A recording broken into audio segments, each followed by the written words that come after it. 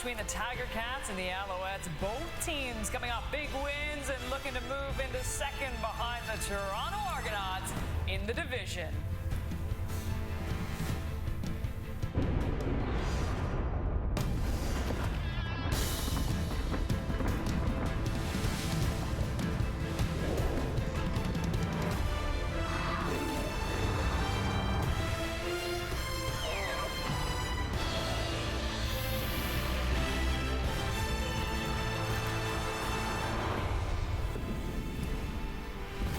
After the injury to Bo Levi Mitchell last week, Taylor Powell making his second career CFL start. His first ended in a loss to Toronto, looking for a better result in this one today. On the flip side, Cody Fajardo, plenty of success against the Tiger Cats in his past. A 4-1 career record, looking to push that to 5 tonight. Also looking for a lot of protection, which has been an issue for the Alouettes QB. As we say hello, Canada, welcome to the CFL on TSN. It's Saturday Night Football. Kate Burness alongside Milt Siegel, Jim Barker, and we welcome in Enoch Mwamba, Grey Cup champion, Grey Cup MVP, to the panel. Great to have you here, Enoch. I'm glad to be here. We'd love a huge celebration, but we only have 90 seconds, so let's get right to it with you, the player you're watching in this game tonight. I'm watching the Montreal defense, but I'm watching Kevin Ento. Last week, this Montreal defense shut down Calgary's offense, and he was the difference in the game. He had a pick six, brought it to the house, and that was what made the difference in that game. And so, to me, I'm looking at him because that defense is going to bring a lot of pressure. I know Coach Noel Thorpe, I played under him before, and he's going to have some opportunities this week. Well, I'm going to go the opposite direction, and I'm going to take Tim White, who's been targeted 46 times, but they've only completed 23, half of them. They haven't connected. But every time he catches the ball, 16.6 yards, which is more than anybody else over with that many targets. So I think it's time. Taylor Powell's got to find that guy that he trusts. He's got to find that big play guy. It's going to be against Wesley Sutton and Kabion Ento, that secondary of Montreal. I'm taking Tim White. Well, I'm watching two individuals. I got my left eye watching Tyson Philpott. I'm watching him because no Keon Julian Grant. So they're going to need that second guy behind Austin Mack to make some plays. The other guy I'm watching with my right eye is right here. This is not a former player. This is a current player. First time on the panel. Let's see what you got, young buck. I'm watching you with my right eye. I got Tyson Philpott with my left eye. Let's see what you got, baby. Does it come as a surprise that Enoch did not pick a Hamilton Tiger Cat to watch tonight, by the way? That was not going to happen, And Kate. yes, by the way, I did wear the blue for you. Yes. Get to a little Saturday Night Football. Love it.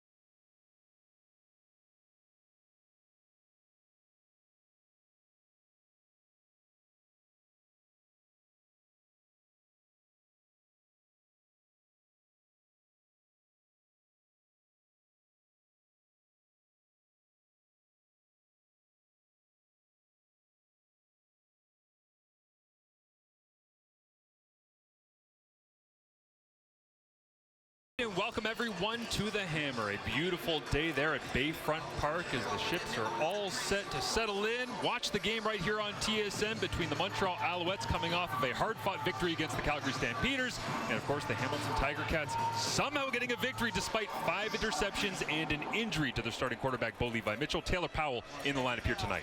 Yeah, and for Taylor Powell, his second start of this regular season, he looks to try and build on what he learned from the last experience, seemed to get things going a little bit as that game progressed against Toronto. He'll be counting on veteran receivers like Tim White and Duke Williams certainly in this one. Cody Fajardo, of course, gets the start for the Montreal Alouettes. 4-1 for his career against these Hamilton Tiger Cats. On the other side there is Jason Moss as well, Montreal Alouettes head coach, extremely excited about the way that Fajardo has been battling through adversity, loves his toughness. We'll have more on that as the evening continues here. And Orlando Steinauer counting them up on special teams, trying to get the penalties to go away. The most penalized team in the CFL right now, trying to reduce that, and they will take the football first. Montreal won the toss, they deferred. Hamilton said they won it, and we are underway from Tim Hortons Field. Starting McAllister, turning it across the 15 to the 20, out to the 30. We get a chance to welcome Taylor Powell to the lineup tonight after a 21 Now we get a look at the young man, Powell, well-traveled in his college career. His first season in the Canadian Football League again. True rookie. Pressed into the lineup because of injuries to Bo Levi Mitchell and Matthew Schultz. Break the huddle with James Butler standing alongside him. 77 carries thus far on the season. Big signing in free agency. Haven't used them all that much. On first down, they do go to Butler. Nice crashing run that time for about 8 yards on the play. As we get a chance to meet the Tiger Cats starting offense. And along that offensive line, 2 rookie Americans at the tackle spots. Brandon Kemp, Kendrick Sartor. They'll get their first look at Sean Lemon, one of the league's preeminent pass rushers in this one. Keep an eye on Terry Godwin as he looks to establish himself as solid option number 3 in the passing game for the Hamilton Tiger Cats. A shot there of Tommy Condell, the coordinator of this offense, 7th in the CFL at just over 20 points per game thus far. Lots of different quarterbacks, of course, have had been used.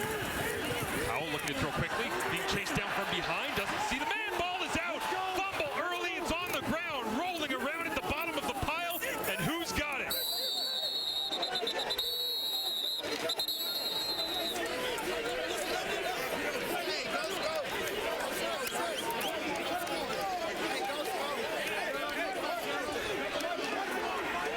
So I may have alluded a little bit earlier to the fact that Sean Lemon is rushing against 2 rookie tackles in this ball game.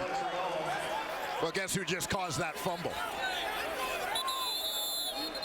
Still battling for it down at the bottom of the pile. It looks like Butler against Tyrese Beverett as a flag comes out as Powell walks to the sideline here. But you're right, Dwayne, it is a couple of young tackles going up against an elite veteran pass rusher in Lemon.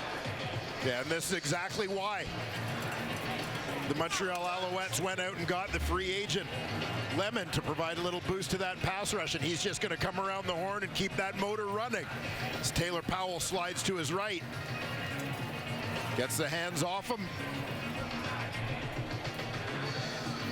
Sack, strip. After the play, there are 2 misconduct penalties against 26 Montreal, against 8 Hamilton. They're both 15-yarders. It evens out. The result of the play is a first down for Montreal. There is no 8 on Hamilton, so I expected that'll be James Butler. You saw at the bottom of the pile battling against Tyrese Beverett, but Sean Lemon back in the lineup last week against Calgary. Really didn't do very much in that game, getting his win back a little bit. The rare 0-on-0 quarterback hit from behind. Yes, sir, Sean Lemon. He's got to put on a show here in Hamilton because it's the only team he hasn't played for. He's auditioning. Well, great field position for Cody Fajardo in the Montreal Alouettes starting offense as Powell, after just 2 snaps, goes back to the sideline and gets a chance to regroup for his next possession. Meanwhile, the Alouettes begin from the 33-yard line of Hamilton. Goes the inside run. Here it is. William Stanback churning the legs after 15 carries for 86 yards last week. Let's get a look at Cody Fajardo. Yeah, Cody Fajardo now among the veteran quarterbacks in the Canadian Football League, 2019 MOP finalist with Saskatchewan, of course, in his first season here with the Montreal Alouettes. Terrific dual threat quarterback.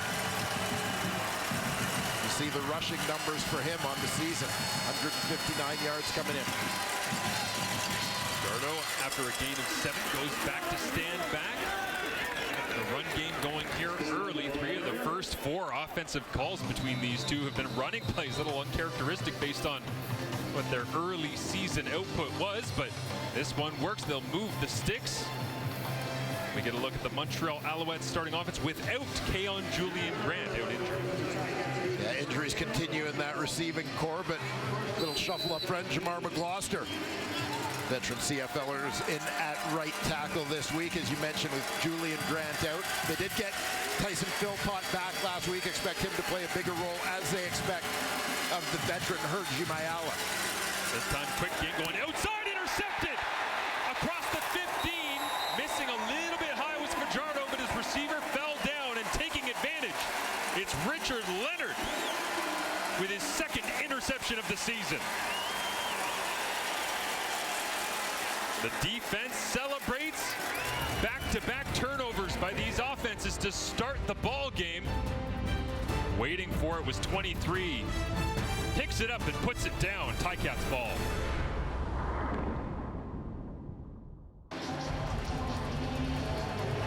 We'll take a look back at this interception. Hergy Mayala is the intended receiver, and he's basically just looking to sit it down. But as he goes to throw on the brakes and settle, he blows a tire, goes down to the turf, allowing that one to sail over his head into the welcoming arms of Richard Leonard. Cody Fajardo came in with a CFL best 3 interceptions. Adds one there.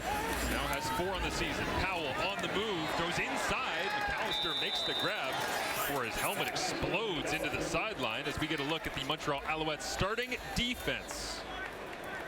Yeah, and up front, as mentioned, Sean Lemon in his second game since joining the Alouettes D, already having an impact in this one. The sack and a forced fumble. Former Ticat Tyrese Beverett in the linebacking core has the fumble recovery. In the secondary, keep an eye on Kabion Ento on the corner. 50-plus yard pick 6 last week, one of the big plays in Montreal's win over the Calgary Stampeders. Ento at the top of your screen here on the wide side corner tonight against the Tiger Cats. Checking it down underneath. It goes to Butler. Running away from tacklers. Spins off a second. Makes his way up to the 43-yard line for a Tiger Cats first down. You'll see pressure comes on Powell. He does a nice job of just stepping up in the pocket, calmly keeping his eyes downfield. He's got the running back there as the outlet. Great move there, just a little stutter step to freeze the linebacker for beating him to the outside. Frederick Chagnon, you saw there trying to track down Butler. He's in at middle linebacker as a starter tonight in place of the injured Avery Williams. Powell rolling to his right once again. On the move, big hit that time. Butler makes the grab, but pays the price. J.R. Reed flying down from his wide side linebacker spot.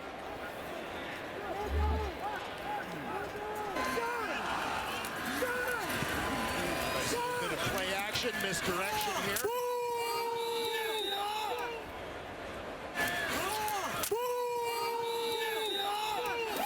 Yeah. Don't you love a good field, Mike? You really do.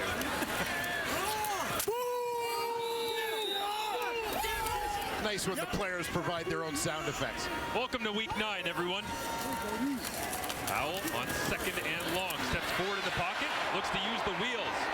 Gets to the outside. Bryce Notree hauls him down just across the 50. It'll be shy of the first down marker. Yeah, it was noted before Taylor Powell's first start that he is not a guy who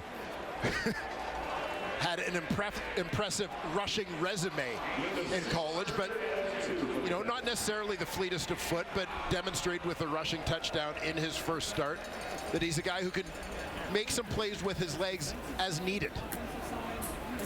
6 carries for a 6.5-yard average so far on the season in relief duty. Of course, that first start against the Toronto Argonauts back in week 7. Here he is back at home with another start after the Bowden by Mitchell injury last Friday night in Ottawa at the end of that game. Kick it away for the Tiger Cats. Bailey Flint. The Aussie boots spirals one high down to the 10-yard line. Received there by Chandler Worthy after a 49-yard punt. And the Tiger Cats special teams unit right there to cover down. Cody Fajardo, the leader of the Montreal Alouettes offense. He's taken 27 sacks so far this season. Interception on his first drive.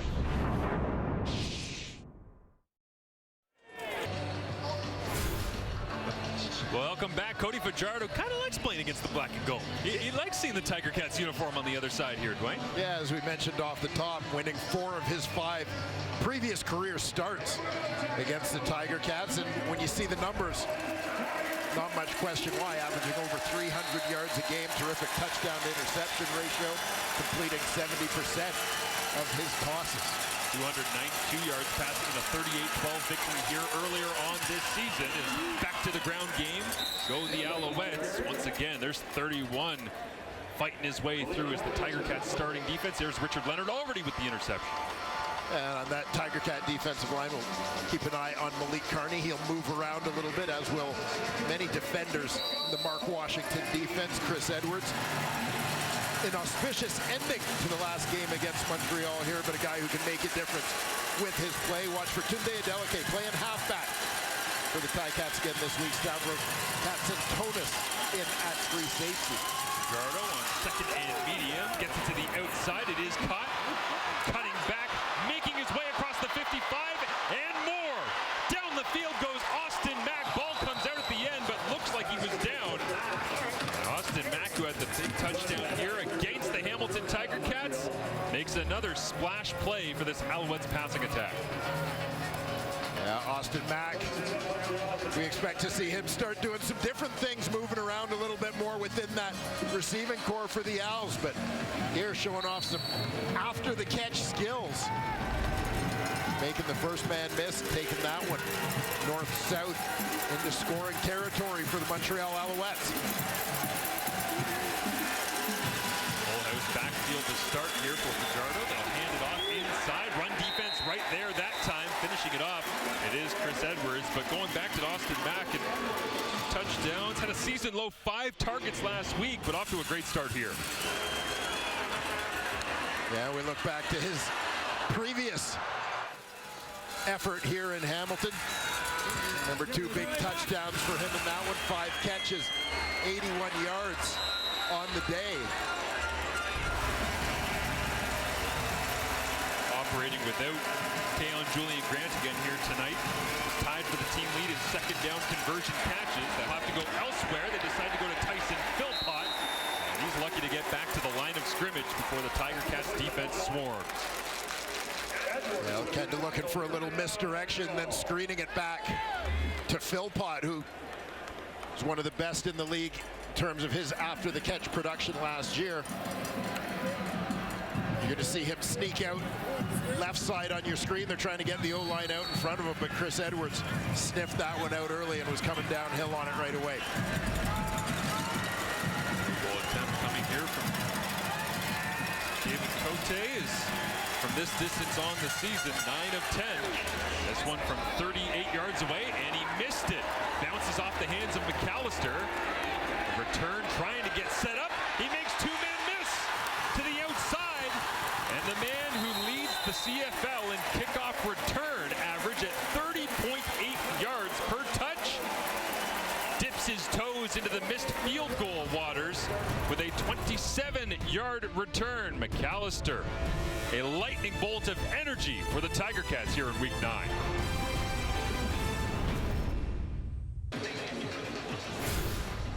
There you see the football life and times of one Taylor Powell. His quarterbacks in the CFL come in all shapes, sizes, and approaches. And he is no different. For more, down to field level with Matthew Shinetti. The reason, Marshall, that fumble is not going to bother Taylor Powell is because he kind of separates himself from the game. We've discussed this before, that when he leaves the facility, he leaves the facility. He goes plays golf with Bo Levi Mitchell. He goes home and he reads and he writes. He kind of reminds me in terms of personality of Bo Levi Mitchell's confidence and the studiousness of Trevor Harris. But the moment that really hit home for him, he told us this week, was against the Argos in the 4th quarter. He runs into a touchdown. I know, 40, you said he's not necessarily mobile, but that touchdown where he went ahead and cut the lead, the Argos lead, to just 1 score, he turned around, he looked at the entire Tim Hortons field, and he said, this is what Hamilton is about. This is the passion that I like. And even though he likes to have a work-life balance, everyone at this organization says Taylor Powell is always invested. It's not what I said.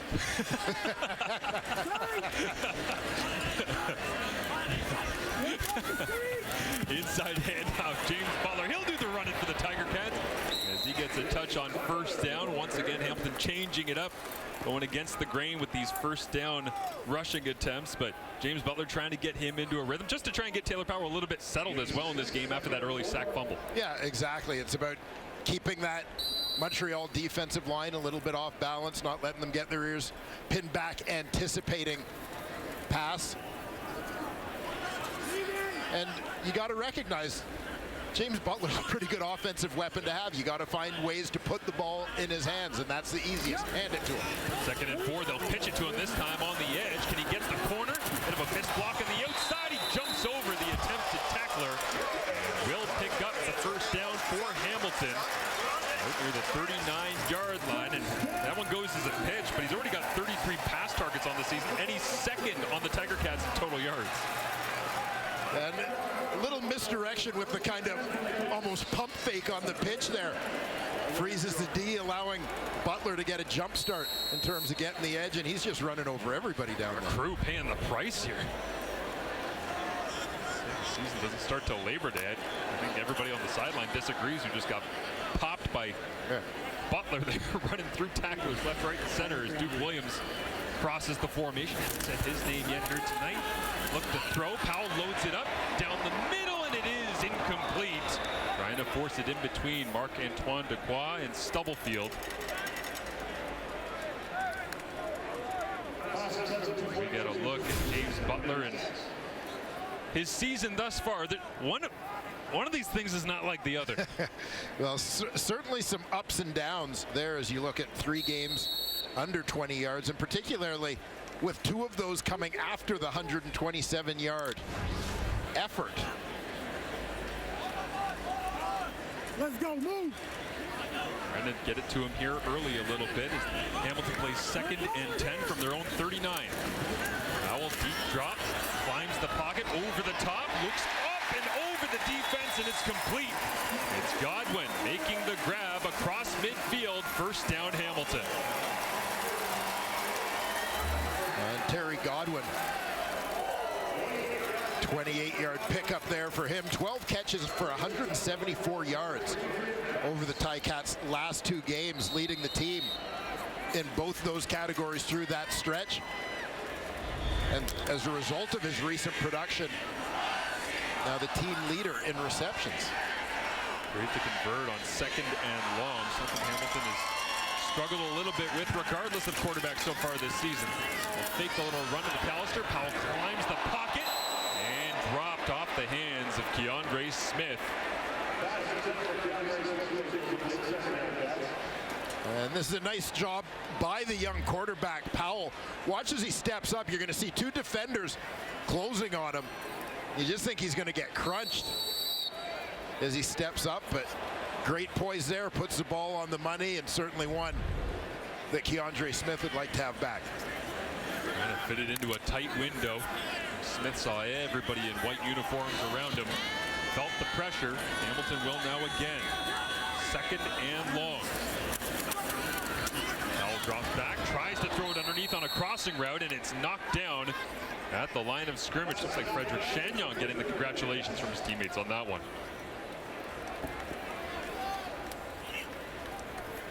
You're going to see Chagnon, the linebacker, mugged up in the line of scrimmage here.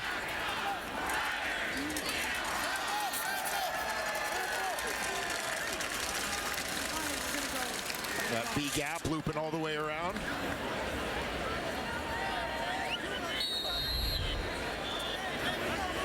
Revenberg just couldn't get the hands down enough.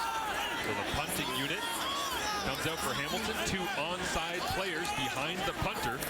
Just out of your screen bottom. They'll hang this one up dangerously. They can go and get it. It's a live ball bouncing. Worthy will pick it up back inside his own 5. And everybody from the Tiger Cats special teams unit is there that time. Dropped inside the 5, and Hamilton took advantage on coverage.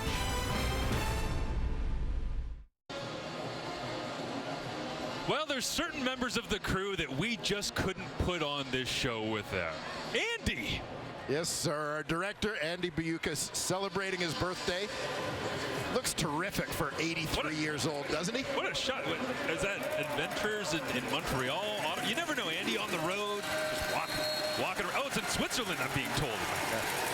Getting out on the road. Happy birthday, Andy. Sharing it with royalty as well. Former Alouettes coach Marv Levy turning 98 a couple of days ago. Did my first ever game on TSN with Andy as my director. Glad to still have him riding with us. Happy birthday, Andy. Here's a gift. Just to the outside, it's Austin Mack making the grab, moving the chains once again on first down. Aggressive call that time, rolling Cody Fajardo on first down in his own end zone. But yeah, you always expect that abbreviated playbook when you get into that kind of field position. But nice execution there by the Alouettes to give themselves a little bit of breathing room. Jason Moss dialing it up. It's Austin Mack. Continues to have success here at Tim Hortons Field on the season. Motion Philpott to the right of Fajardo. He pumps the other direction, looking for Hergy Mayala down the seam. Overshot and intercepted. Richard Leonard, that's 2.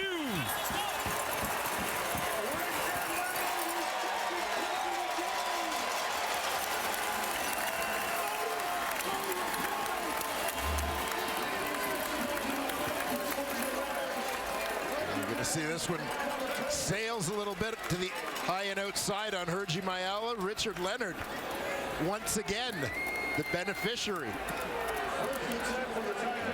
The look on Jason Moss's face at the end of that one, watching it drop into the arms of Richard Leonard, says it all for a team that's had 3 interceptions coming in and 2 here in the first quarter. Just a miss from Fajardo over the top, and the 2 that Leonard has caught, one's right into his chest, the other one's caught like a punt.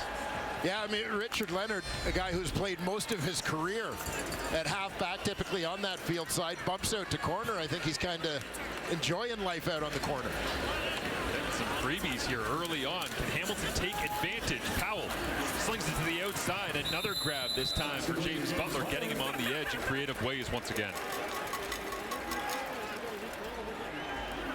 And James Butler, and I think a lot of Ticat Nation probably very pleased to see the frequency with which the ball is ending up in the hands of number 9 in black and gold in the early going here.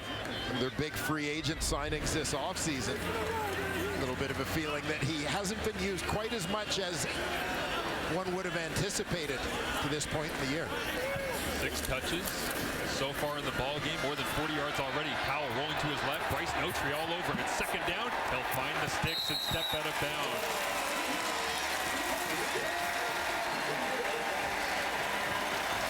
And once again, Powell demonstrating that he's able to make some plays with his legs when given the chance here, extending the Ticats' drive. He's got the eyes downfield looking for a throw, but recognizes that he's got a chance to beat Notary around that corner and get to the first down marker. You know, that to me is a sign of growth for a young quarterback in just his second start. Montreal heats up the young quarterback here. Go a bit of a pressure look. A lot of bodies in the box. Backside screen, and Butler might have been home free if he got one big block out in front. He had the center, David Beard, out there ready to help him, but falls incomplete. Yeah, keep an eye here on the misdirection. You've got McAllister going right. Butler's going to come back the other way to set up for the screen.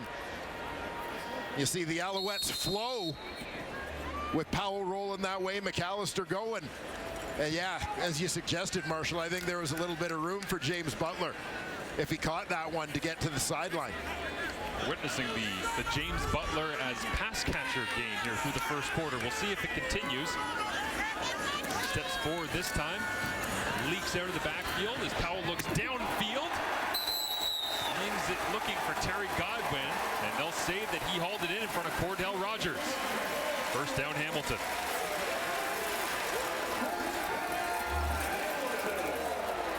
Godwin lines up out wide here. You're going to see him do a nice job working back to the football, and this is key as Rogers does a good job getting right on him. Had a decent jump on the ball. Godwin gets him shielded out, picks up that first down yardage. Bit of a hurry up and wait here. Hamilton got to the line of scrimmage quickly, waited it out. Powell now trying to go to the backside, incomplete.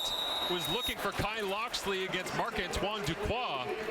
And on the final play of the first quarter, Loxley nearly takes it to the house, the third string quarterback who had a touchdown on the final play of the third quarter last Friday. But Hamilton got a victory on the road in Ottawa. Can they get another here at home? Continue the streak? Find out as we continue Week 9, CFL on TSN.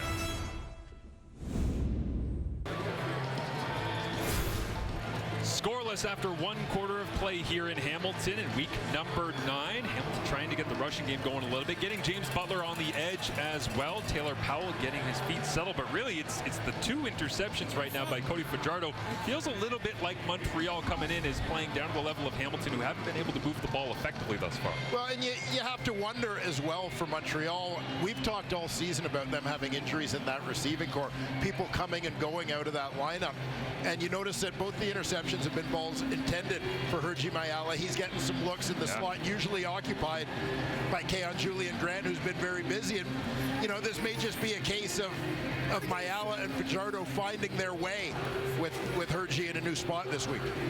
Cody Fajardo did say to us that Hergy Mayala is playing in his third different spot this season already here in week number 9. Had no concerns about him being in a variety of different places, but certainly feel a little bit lost without Keon Julian Grant right now. But Hamilton's offense faces 2nd and 10 after the incompletion to Loxley to finish the first quarter. Powell underneath, Godwin makes the grab in front of Cordell Rogers. We'll see where they spot it, but Godwin adds another to his tally here, his 3rd catch of the ball game to start the second quarter.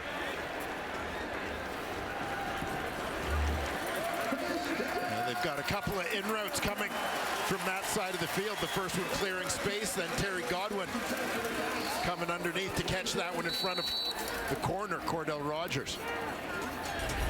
3 catches, 52 yards as Wall Uguak checks into the game. Defensive back Stubblefield comes out. Bit of a heavier package. Sean Lemon digs in as well. Already a sack and a forced fumble here in the Tiger Cats' first possession. Hamilton will flip it backwards this time to McAllister. 2 blockers out in front. Cuts to the sideline and no tree there to finish him off, but not until he's inside the 10-yard line. Another first down for Hamilton on a nice design that time, Dwayne. Yeah, I like the look of that play, particularly the way it's set up, given that they've been feeding James Butler the ball so much. Montreal, you're absolutely going to buy into a run fake to Butler, who's in the backfield behind Taylor Powell. Run fake, everybody's crashing down, then you get the fastest guy in your offense with the ball in his hands out on the edge and a convoy in front of him. The Tiger Cats this season, when they're inside the score zone, coming away with touchdowns on just 9 of 20 opportunities. 45% is 6th in the 9-team CFL. They'd love to finish here. Flipping it to the outside once again, it's Butler. A lot of white uniforms to try and dig his way through. Goes for a gain of 5 down to the 4.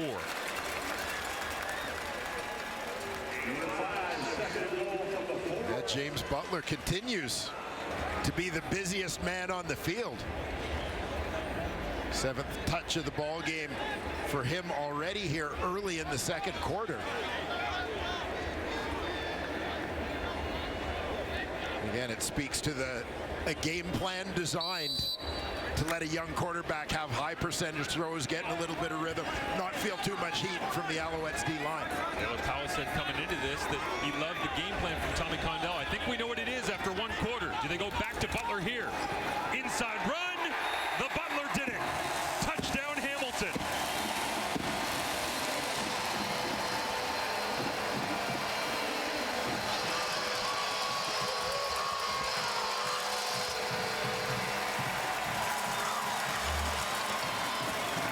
Butler goes in standing up here. See Brandon Revenberg knocking his man down to the inside. Clearing the way for Ticat running back James Butler. The game's first score. 9 plays, 60 yards in just over 4 minutes. Felt like Butler was involved as either a decoy or the primary on nearly every single play. Yes, sir. Maybe that's the evolution. This Hamilton offense trying to find solid footing with the loss of Bo Levi Mitchell to the injured list for the 2nd time this season. Mark Leggio comes out 5 of 8 on the year for point after attempts, knocks this one through. As we get a look at James Butler slashing his way to the end zone, his 4th of his Tiger Cats career.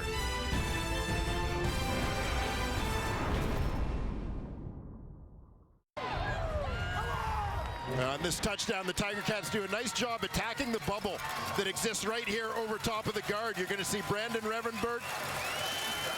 He does a nice job. Sarter coming down, and as well, Duke Williams coming in to get a piece of that linebacker to ensure that there's a run lane for James Butler to get through there. Or Kemp, rather, the tackle tries to redirect. He comes back as well. Nice lane there for James Butler to go in standing up. Mark all the way to pay dirt. Hamilton gets the first major of the ball game down the right sideline. It's returned by Worthy, who finally gets bumped across midfield, had a 77-yard punt return touchdown earlier this season here against the Tiger Cats, and adds another explosive return here.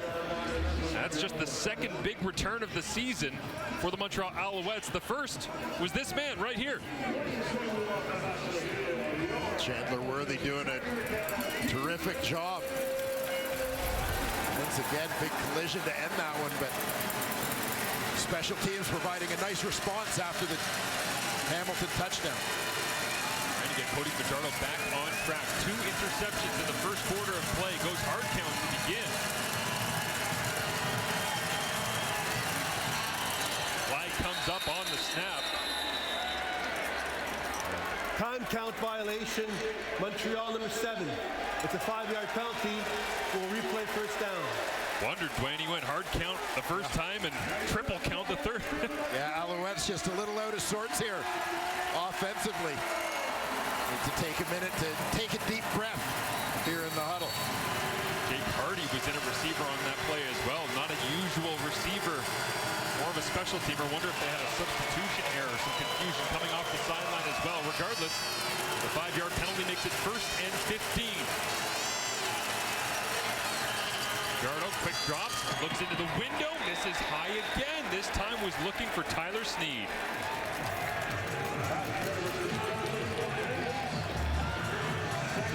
Again, Sneed's been in the lineup for a couple of games already for the Montreal Alouettes, including a 3-touchdown performance against Toronto, but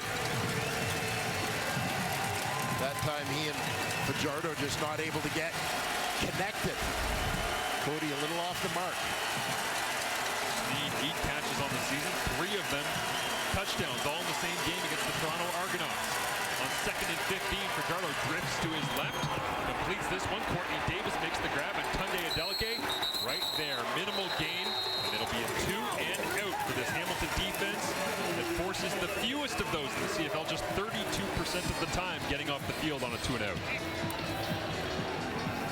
Yeah, Fajardo forced to hold on to the ball for a long time before eventually settling on what's essentially a check down route for him to Courtney Davis out on the wide side of the field. So big stop there for the Tiger Cat D after terrific starting field position for the Owls on that drive. Worthy with the big return. They can't do anything with it. Eric McAllister stands back ready to return. This Hamilton team has no explosive returns yet on the season, as this one rolling low into the feet of McAllister. 48-yard punt, no return. There's James Butler. Bit of duck, duck, goose in the end zone. Why not? Time to celebrate a major. 7th right now, sitting at 10 under. Lucas Glover, Billy Horschel, 18 under at Sedgefield Country Club. So that one shakes out tomorrow in a final round Sunday. Right here on TSN is the Hamilton Tiger Cats with Taylor Powell, 1st and 10. After McAllister fell on the punt. Gets it to the outside once again, and the leading receiver at the end of week 9 might be James Butler in the CFL. Yeah, come hell or high water. The ball is going to number 9 today. Butler with the game's only touchdown so far. Noel Thorpe, Alouettes defensive coordinator, looking to find an answer for number 9 in black and gold. 2nd down and 3. 4 receivers to the left right now of Powell. Alouettes send the blitz. Powell has to get rid of it. He looks over the middle. Only receiver to his right. It was completed to him. That's Godwin making the grab, isolated, and Powell climbing the pocket as he has already done about 5-6 times in this game, throwing effectively on the run. Well, if James Butler's not catching the ball, he's helping out on the blitz pickup. He's going to shift here to pick up one of the 2 free rushers from that side, allowing Taylor Powell to step up and again find Terry Godwin. See the Georgia Bulldog alum, 2nd-year CFLer. 4 catches, 75 yards to this point for Godwin. That was a big one, backed up. Breathing room for the Tiger Cats. Fake the run to Butler. Powell rolls to his right, looks down the field. Open man, it's Tim White. Caught, turns on a dime. Tackled just inside the 45 and another first down. Yeah, we've expected the Tiger Cats passing game this season, particularly based on the early portion of the season, to rely heavily on Tim White and Duke Williams. Obviously today it's been Terry Godwin and a lot of James Butler, but Tim White says, don't forget about me. White, the trailer. Here on this, 4 receivers out to the right side. See how he gets the clear, pulls 2 defenders deep. White sits it down for an easy hookup. 16-yard gain, and flags come up here before they get this away. Butler would have had another catch. Sean Lemon introduces himself to his fellow zero. Procedure, Hamilton, left tackle. It's a 5-yard penalty. We'll replay the first down. Go against Brandon Kemp there with the procedure call. You see Orlando Steinauer.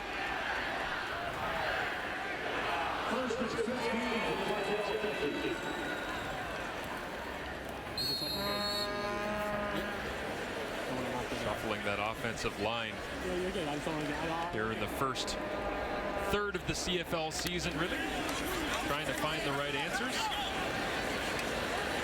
It'll be 1st and 15. Hard count, and this might have been procedure again unless Montreal jumped. Procedure, Hamilton, 66. It's a 5-yard penalty. We're going to replay the first down and timer. We're going to hold the clock until the snap. And Brandon Kemp looked like he tried to catch himself a little bit on this one. It was kind of a slow, awkward turn out. There he gets a little fist bump from the veteran Brandon Revenberg. Tell him to shake it off. Get ready to go. Tapping himself on the helmet as well, just trying to wake himself up and get out of the funk from the last couple of snaps. Hamilton, after the touchdown score from Butler, had a little bit of momentum. Stalled, now going backwards. Most penalized team in the Canadian Football League. They'll begin with a draw handoff inside. Butler gets another touch. They'll get about 4.5, 5 yards back on this one, but penalties have been a problem for Hamilton throughout the year, Dwayne. 10.5 per game. We've got 25 on special teams alone, the most penalized unit in the CFL. And, you know, don't want to spend a lot of time dwelling on it, but you look at the injury last week to Bo Levi Mitchell. It's an injury that probably doesn't happen if they don't take a penalty on the defensive play where they stop Ottawa. They couldn't go victory formation at that point. 2nd and long, Powell throwing into it. It's intercepted. Going the other direction. Montreal gets one back. It's J.R. Reed. His first of the season, filling in for the injured Najee Murray.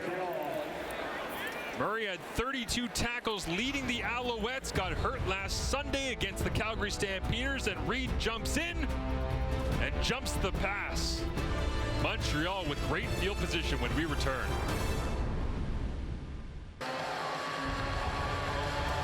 I want you to take a look at 2 defenders on this play. Duke Williams is the middle receiver to the wide side. But you've got Reed, who's playing like a halfback, dropping deep here. But the other defender I want you to watch is the corner out to this side. On the outside, he's going to play off of the widest receiver, and he's cheating towards Duke Williams on the inside. That makes for a very tight window, where if the corner is pulled out by the wide receiver more, Powell can throw that ball to the outside for Williams away from Reed. Reed gets the interception. Is on the season. That'll be the 2nd for Taylor Powell. Hey, Into,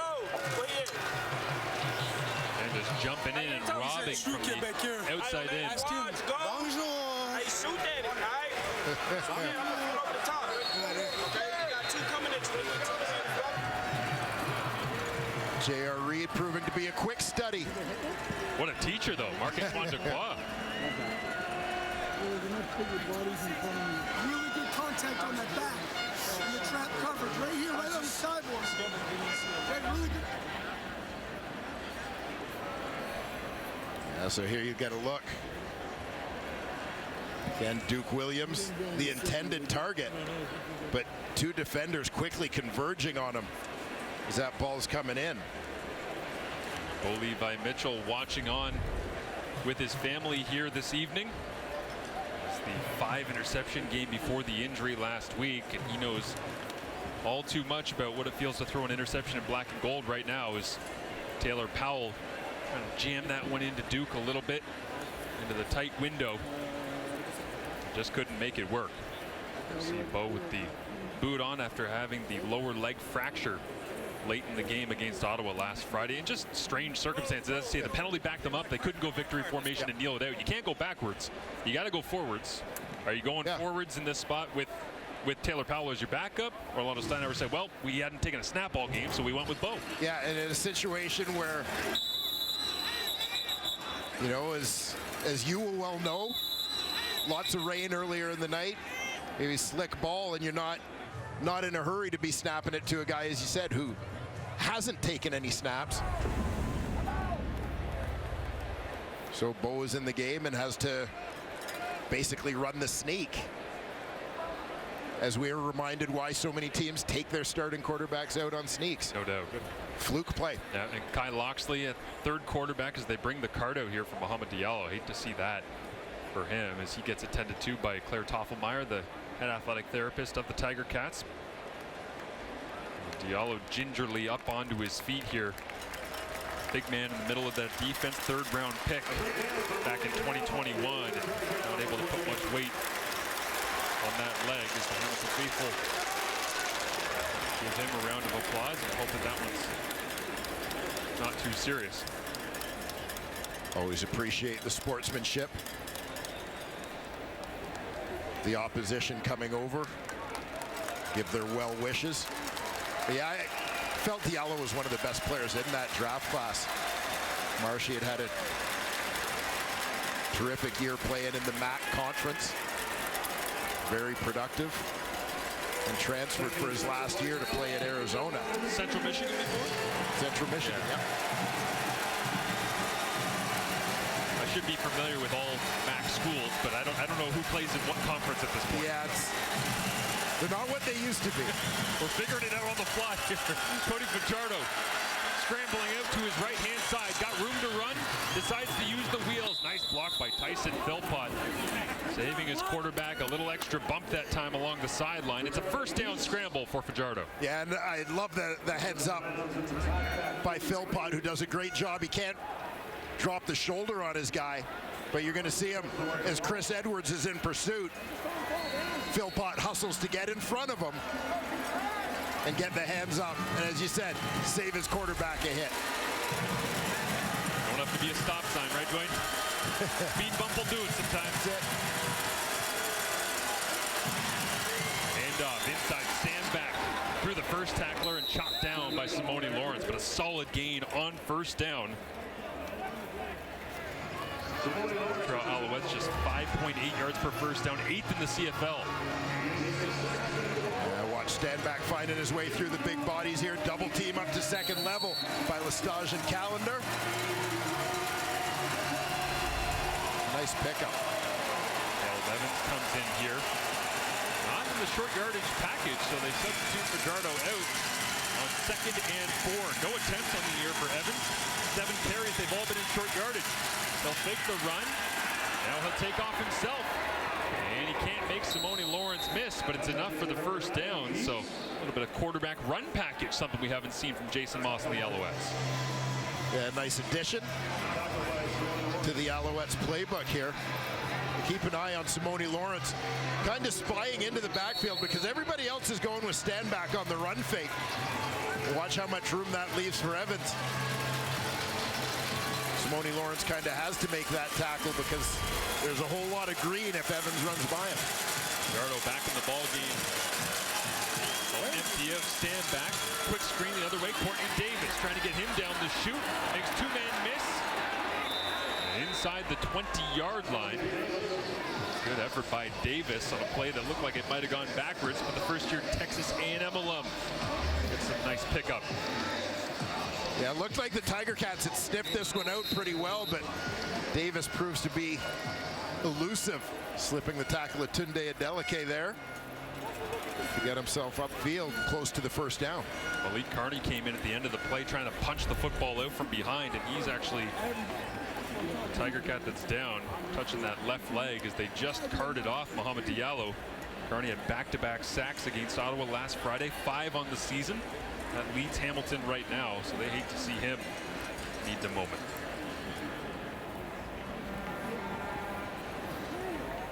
Yeah, looked to be the victim of some friendly fire there as a number of Tiger Cat teammates were rallying to the football here.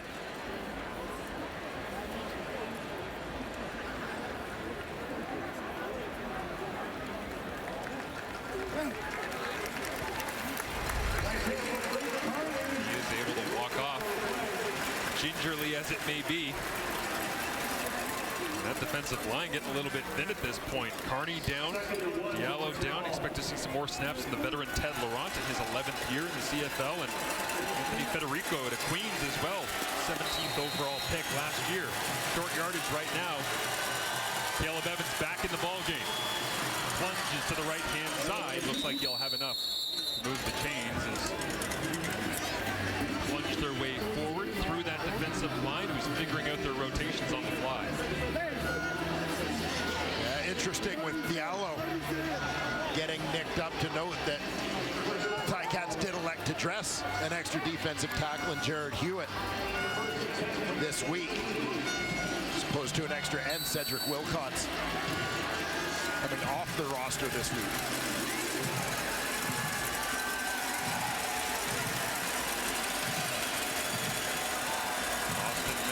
Bottom of your screen, 2 touchdowns last time he was here in Hamilton. They'll run it, cutting back his stand back, driving the legs, trying to make his way through Simone Lawrence as 31 loses his helmet in the process, and now flags come up at the end of the play. Simone was hooked up with William Stanback.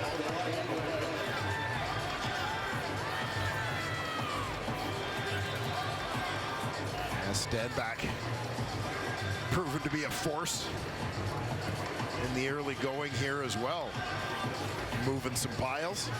Judgment Antwi checks into the ball game as Stanback had his helmet pop off. Stanback, 7 carries, 37 yards to this point in the ball game, averaging just over 5 a pop. After the play, we have a misconduct, 15-yard penalty against Montreal, number 61. We'll go back 15 yards, and it's going to be second down. Gloucester was the one that made the mess at the end of the pile there. Stanback trying to untether himself from Simone. So, untimely penalty for the Alouettes, given the field position.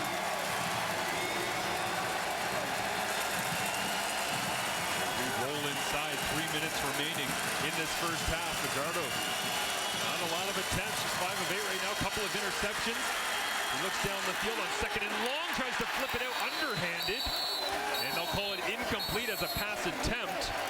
It was Antwi, the closest receiver to it, as we've hit the 3-minute warning in Hamilton. Low scoring, back and forth. Fajardo trying to find his rhythm, very nearly creating a turnover.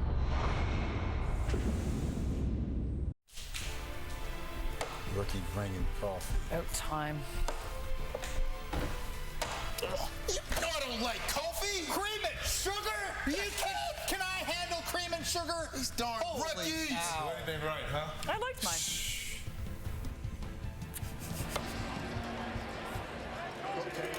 Cream. It's cream in their coffee. Barker, come on. Field goal attempt coming here for the Alouettes, looking for their first points of the ball game. Up and through, they're on the board. There's Jason Moss, the things he looks for in a quarterback. Dwayne, this is the reason I'm standing next to you here this evening. Didn't have any of these, but you need to have these if you want to play for Jason Moss. With more on that, let's go down to Matthew Shinetti. Maybe the smart and accurate hasn't happened yet for Cody Fajardo in this game, but we know he's tough. 154 sacks since 2019. But when you look at those that he's been around, whether it's Travis Lulay in BC or Mark Trestman and Ricky Ray in Toronto or Zach Collaros in Saskatchewan, Cody knows what it's like to be around tough quarterbacks. But the one thing he told us this week is, I'm tough because I learned about it being a short yardage quarterback in 2017 with the Argos, and I know that I want to respect the guys in front of me, but it's not so much the hits I'm taking. When I take that hit and when I let the ball go, I'm listening. I'm listening for the crowd. And last week against Calgary, in a play to Keon Julian Grant, he listened for a cheer after he got hit. If he does make a similar play, we'll wonder to see if it'll be silence here in Tim Hortons Field, guys. Thank you, Matthew. As the Tiger Cats go back to James Butler here on first down, running through contact. Beats two defenders and a flag down at the end of the play as well.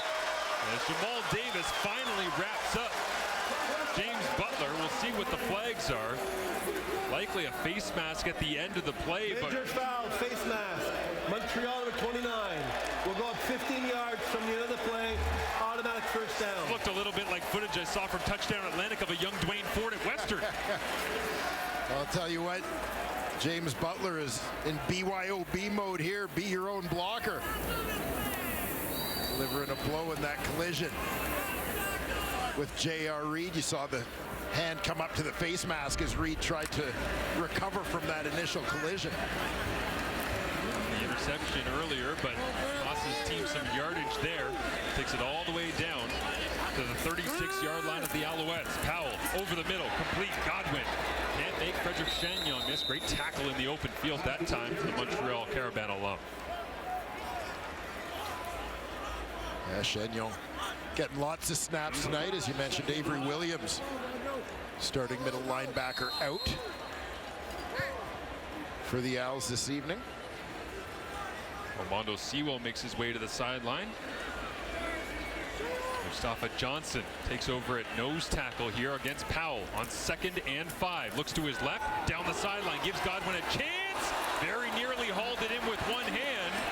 Trying to fight through the coverage that time. It's Cordell Rogers out of Texas State on the corner. 2 interceptions on the year. Gets away that time. I think the fans are lobbying for pass interference here, but not a lot of protesting at all from Terry Godwin on the play. Challenge flag is out. Orlando Steinauer just pitched it on the turf. Not sure if there's enough here. Maybe the early grab there, Dwayne. Yeah, could be tangled up.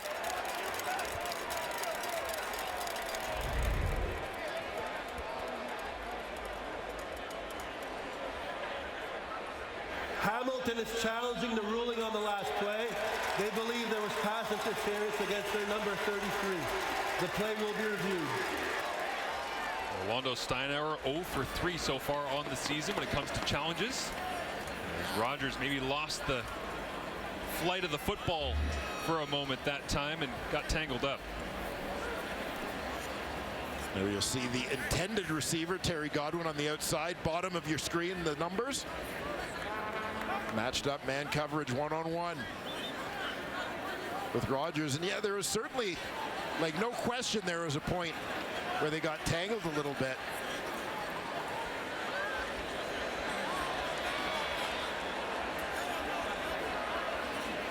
No interference called on the play originally. They've reviewed it. Command has taken a look. Let's go down to our lead official, Ben Major. Upon further review, the ruling on the field stands. Hamilton loses their challenge and their first team timeout. It's 3rd down. The field goal unit will come out, and now 0 for 4 on the season in challenges here for Hamilton. Yeah, and I think that's a reasonable interpretation in terms of hand fighting between the two players as opposed to one specifically impeding the other. You can see Godwin kind of had his hands up trying to push off as well. This attempt will come from 38 yards away from Mark Leggio. Still perfect on the season, 16 of 16. This distance, 14 of 14. And he knew as soon as he struck that one, never in question for 33.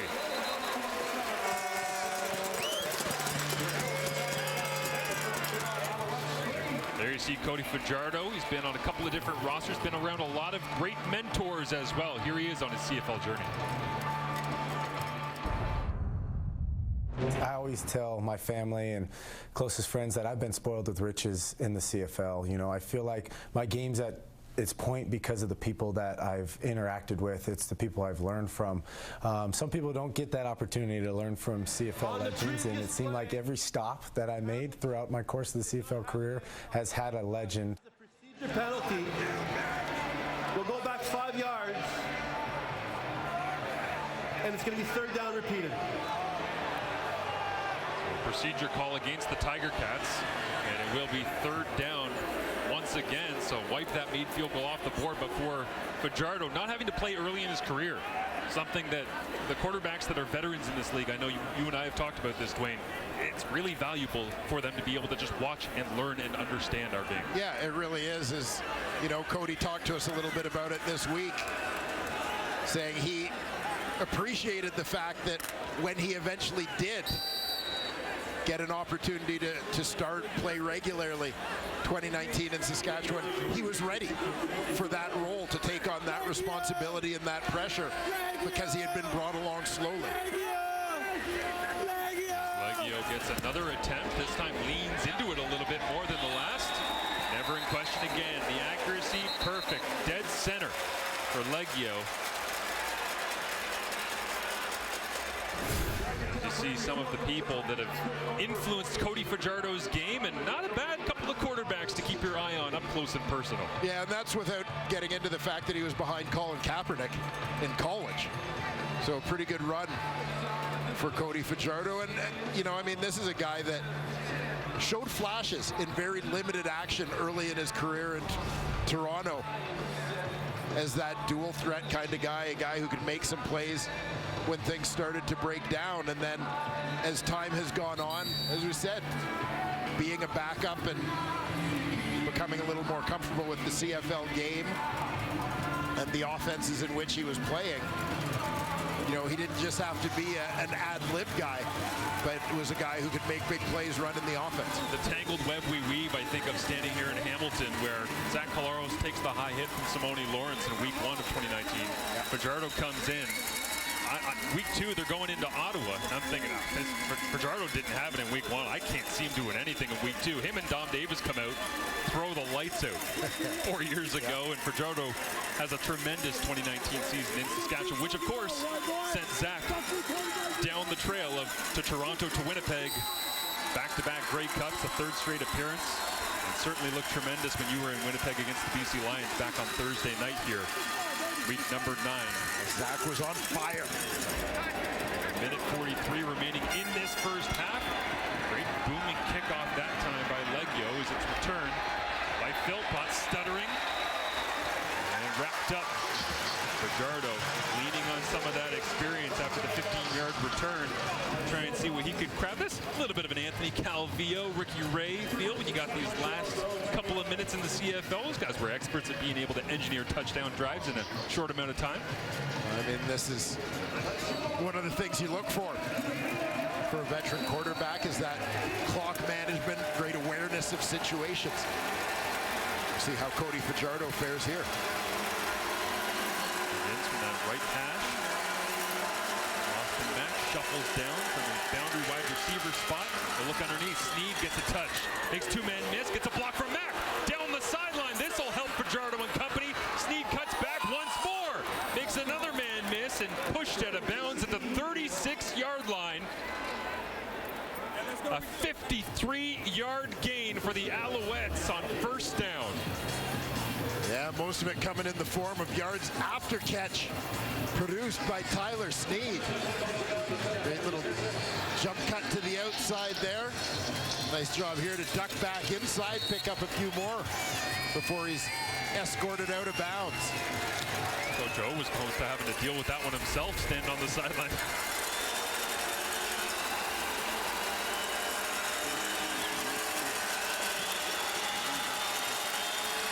Fajardo fakes the run, flip it out. Chandler Worthy gets an offensive touch. Great open field tackle. Chris Edwards brings him down just behind the line of scrimmage that time. As Worthy getting into the mix offensively, just his 4th catch of the season. The Alouettes maybe in the last 2 plays taking a bit of a page from the Ticats playbook. Quick hitters, high percentage passes. Let some of your guys use their skills after the catch to pick up yards, but the Ticats no doubt keying on Worthy when they saw him in the offensive formation. Gerardo simulates the snap. Says let it roll, goes hard count. Flags come up halfway through his golf swing when he decided to eject from it, and Mark Washington, defensive coordinator, says that one's going against the Owls.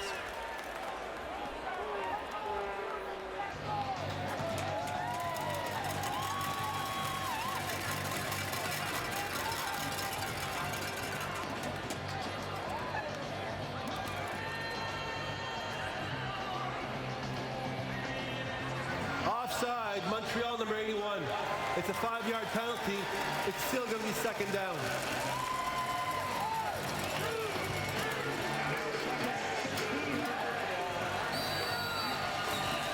Austin Mack goes out to his wide receiver position after the offside call here. Backs up the Alouettes. 2nd and 16. Got Jason Moss working his way through the call sheet.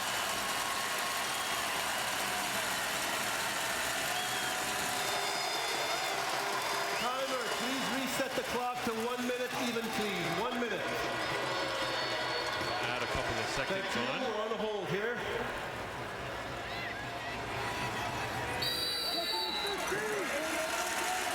Alouettes looking to overcome this self-inflicted wound. Philpott and Sneed, the slot receivers in motion.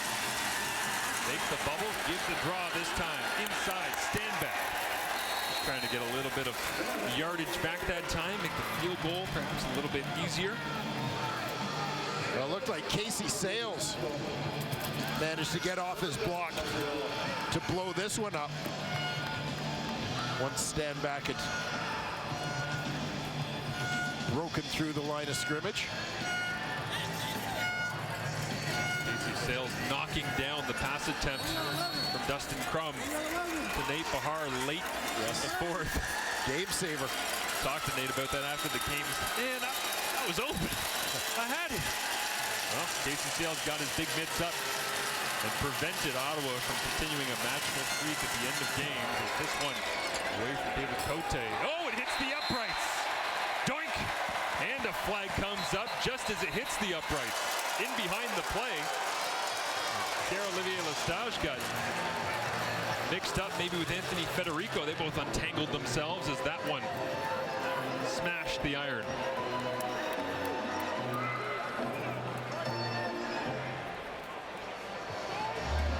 You can't help but wonder.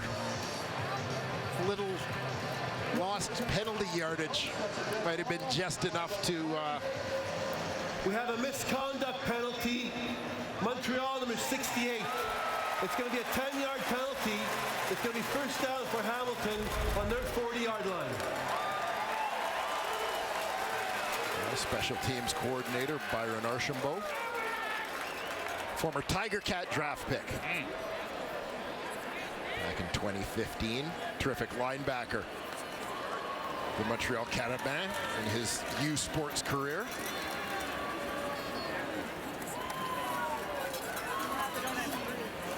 Olivier Lestage throws the towel back over the head.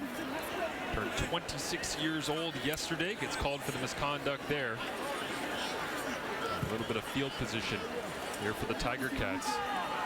As Montreal comes up empty after the big catch and run by Tyler Sneed at the end of the 1st half. Taylor Powell, 12 of 19.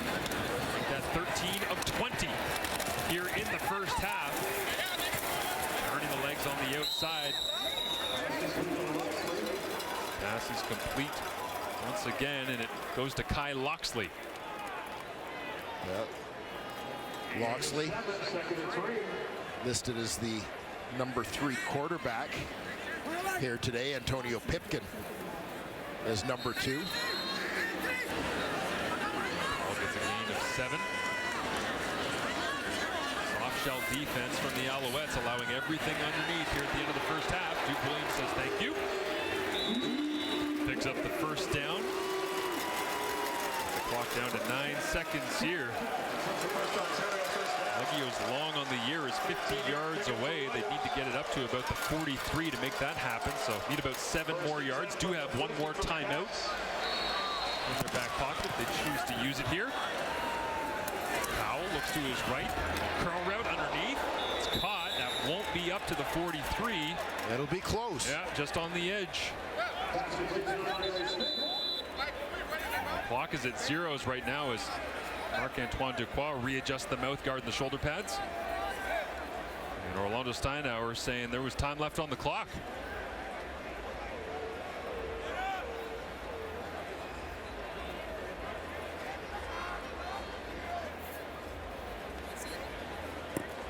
Timer, please put 1 second on the clock. 1 second. Coach O with the eagle eye as Wesley Sutton down and taking a moment, and they will send out. Looks like the kicking unit. It's a deep attempt. Keandre Smith paid the price for that one, didn't he, Dwayne? Just trying to get enough yardage to put Leggio in a good situation, but the perfect mark of Leggio is on the line right now. Yes, well, it could prove to be a big play for Keandre Smith. Taking the hit to make that catch. Chandler Worthy. And appeared to be looking for instruction in that end zone, but clearly last play of the half, if he can get it out of there, he's going to get it out without giving up a point. Leggio, the 39th overall pick to Winnipeg back in 2020. Try to hammer this one from 50.5 yards. Right on the edge of that range. He's got all the leg he needs, and he missed it. Perfect, no more on the season. Worthy trying to get out, and he won't. He slipped in the end zone, and it was Parthel Lloyd downfield to make the play. Flowers Lloyd.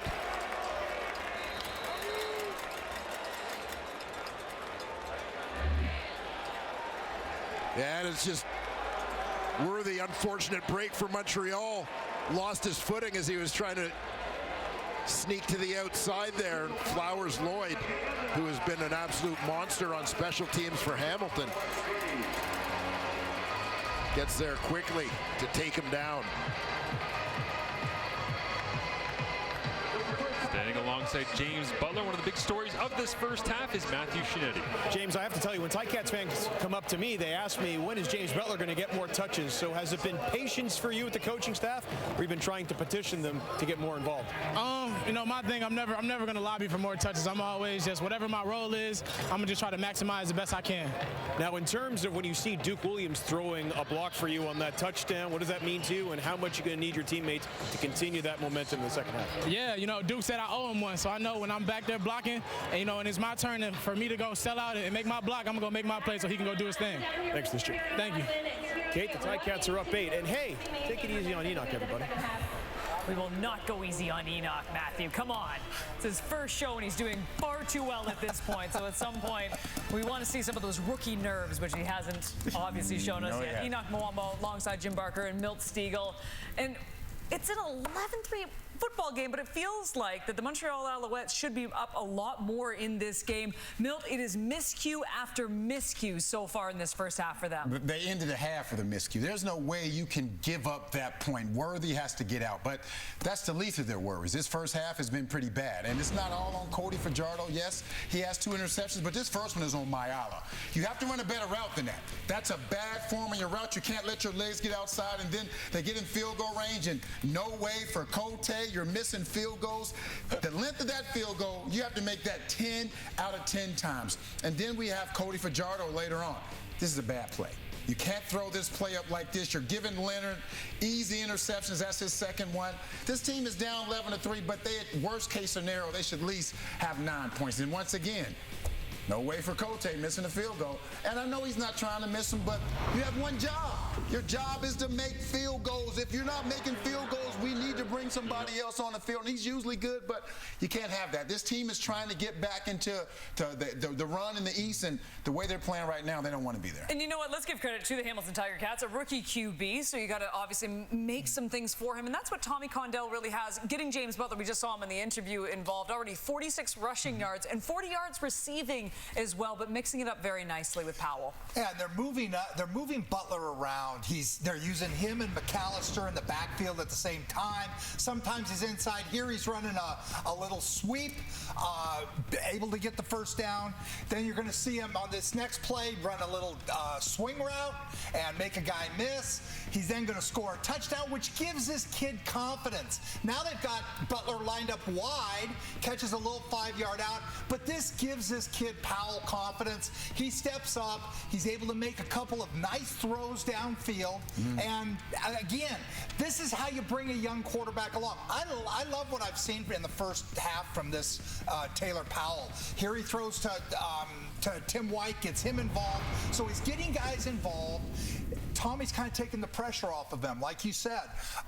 But Enoch, how does he walk into the end zone on that touchdown? You're a linebacker. You've got to give us the inside on how does this happen? I'll tell you exactly what it is. But if you're in a meeting room with Coach Powell, North Thorpe, he's going to bring the pressure. A zebra does not change his stripes. And so we get into the red zone, and guess what he's going to do? Cover zero. Yes. And if you look at the film right here, there's nobody in the middle of the field. That means every gap should be accounted for. And there's miscommunication. And 29 right here, R.J. Reed, should be coming right here covering up. There's blitzing on every single side. And right now, there's miscommunication. Every gap is not taken care of. This is the reason why now you got a straight gap, and he's running right through, and Butler, he's not going to make a mistake on that, and he's going to score the touchdown. Milt, tell me this, on your first Man, you were reading my mind. Man, were you breaking down plays like that? That boy's I good. think you just started last year, and you've been here 14 years. Boy, I mean, he doesn't look as good at me, but that boy is good. That boy is good. That's impressive. Do not bring looks into it. Coming up after the break, by the way, we're going to be talking about tomorrow's game. We've got the Red Blacks taking on the Rough Riders and a couple of receivers for the Riders who have been great this season. Nice job, Enoch. Ball is out. Fumble early. It's on the ground, rolling around at the bottom of the pile. And who's got it? Going outside, intercepted. Across the 15, cutting back, making his way across the 55 and more. Overshot and intercepted. Richard Leonard, that's 2. Inside run. The Butler did it. Touchdown, Hamilton.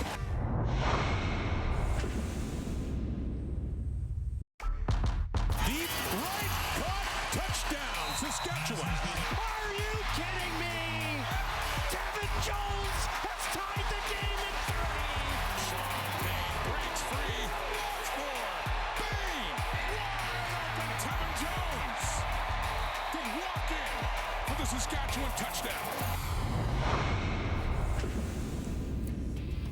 Taking a look at your receiving leaders now coming into the week, Tevin Jones and Sean Payne Jr. were 1-2 respectively, but Dalton Schoen, of course, after the big game, now passing them with 6'10". Austin Mack having a game tonight of 5'72", and Reggie Begelton last night now up to 5'37". But back to Jones and Payne Jr. And what a luxury for the Saskatchewan Roughriders. A lot of the time we talk about teams that have great 1-2 backs, but to have 2 receivers like this, what a luxury. It is a luxury, and few people thought these were to be their 2 leading receivers, but hey, you get injuries. You got Schaefer Baker, you got Darrell Walker. Both those guys are out, and both these guys are taking advantage of opportunity. You talk about Tevin Jones. He was mostly a special teams player coming into this year, but now he got that opportunity because of injuries, and he's taking full advantage of it. He's that big guy that Mason Fine could just throw the ball up to, and he can make it play. And Sean Payne Jr. is a total opposite. 5'9", like 180 pounds. He's leading the league in yards after catch. He catches the ball, and he makes things happen. So it's great these 2 guys are getting their opportunities. I think they're 58% of these teams' passing game, but the one thing they have to do, they got to get in zone a little bit more. They only have 3 touchdowns combined, but so far so good for these guys getting their opportunities this year. Well, we'll see if they click tomorrow night, and we'll see what the Red Black secondary has in store for them. That is our game tomorrow night to wrap up the week. It is the Rough Riders visiting Regina, taking on the Riders. You can see at 7 Eastern, 4 Pacific on TSN. Meanwhile, we still have this game to wrap. wrap-up. Currently 11-3 for the Hamilton Tiger Cats. JB standing by with stats right after this.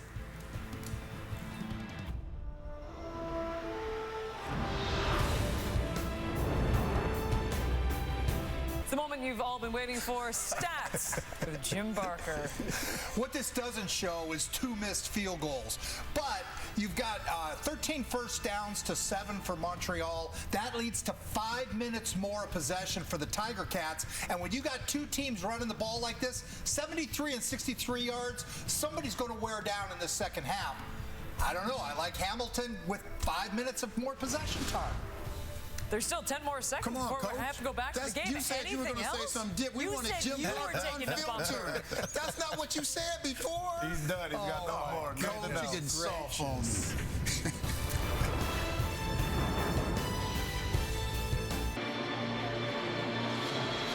A beautiful night here in Hamilton, and the Tiger Cats, for their home faithful, they lead by 8. 11-3 is your score, but Sean Lemon back on the stat sheet tonight. A sack, a forced fumble. Let's go down to Matthew Shinetti. Sean, this is one of those games that's fine margin, especially at the line of scrimmage. As a veteran, what is usually your messaging to your teammates in games like this? We got to make a play. I got to make a play. I got to take it upon myself to make a play so we get the ball in the end zone. That's how I look at it. When you look at a young quarterback, in your experience, what is the best way to attack a young quarterback when they're trying to go ahead and build momentum? Just attack. He's on the run. His eyes are glued downfield. So when we get to him, we got to take the ball from him. That's it. Play fast and we'll win this game. Thanks, Sean. Thank you. Spoken like a true veteran. Thank you, Matthew, and great to see Sean Lemon back in the CFL. Why did it take so long for that guy to get a jersey up here this season, right? After the year he had in Calgary? Nice to see him back on a CFL field. And I know it made you happy to see him check off team 8. Yeah. Right? He's now been under contract at some point to 8 of the 9 teams in the league. Chasing Kevin Glenn. We should do a documentary. Chasing Kevin Glenn. Not chasing ghosts. Literally and figuratively in the case of Sean Lemon. No doubt. Hamilton ready to get things underway. Montreal won the coin toss at the beginning of the game. They deferred. They take the ball to begin the second half. Is this one off the side of the foot? A short kickoff. Drops down. Bryson Philpott picks it up at around his own 30 and drives the legs out past the 40 as we get a look at Cody Fajardo in his first half. A couple of errant throws got him in trouble here, Dwayne, and that's why they trail. Yeah, exactly. A couple of occasions. Looking in the direction of Hergy Mayala, he was picked off, but able to connect. A couple of big plays with Austin Mack.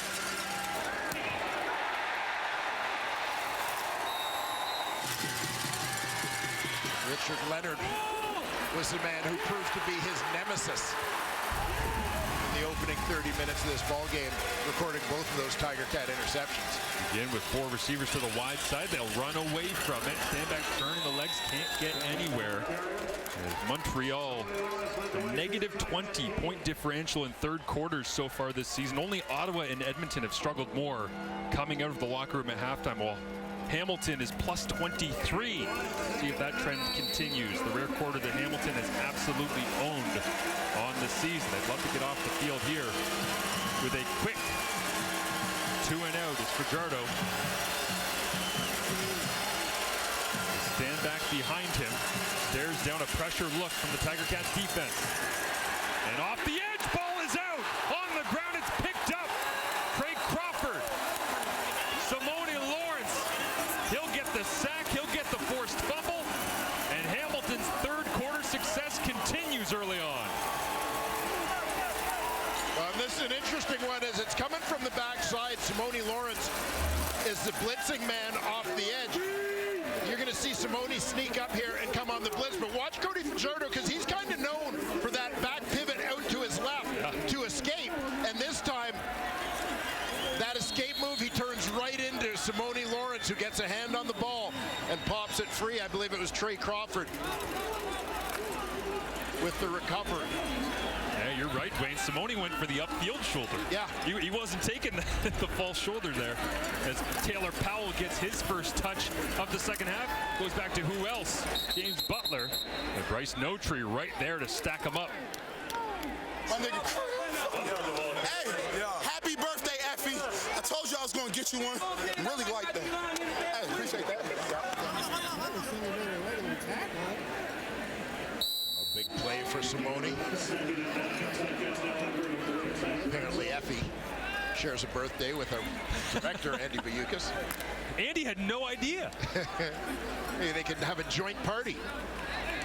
Imagine the joy in the truck to find out. Happy birthday. Powell on 2nd and 9. Trying to take advantage of the sack fumble recovery. Powell, will he use the legs? Scrambling to the left, trying to get to the sticks. First down, Hamilton. And it'll be goal to go.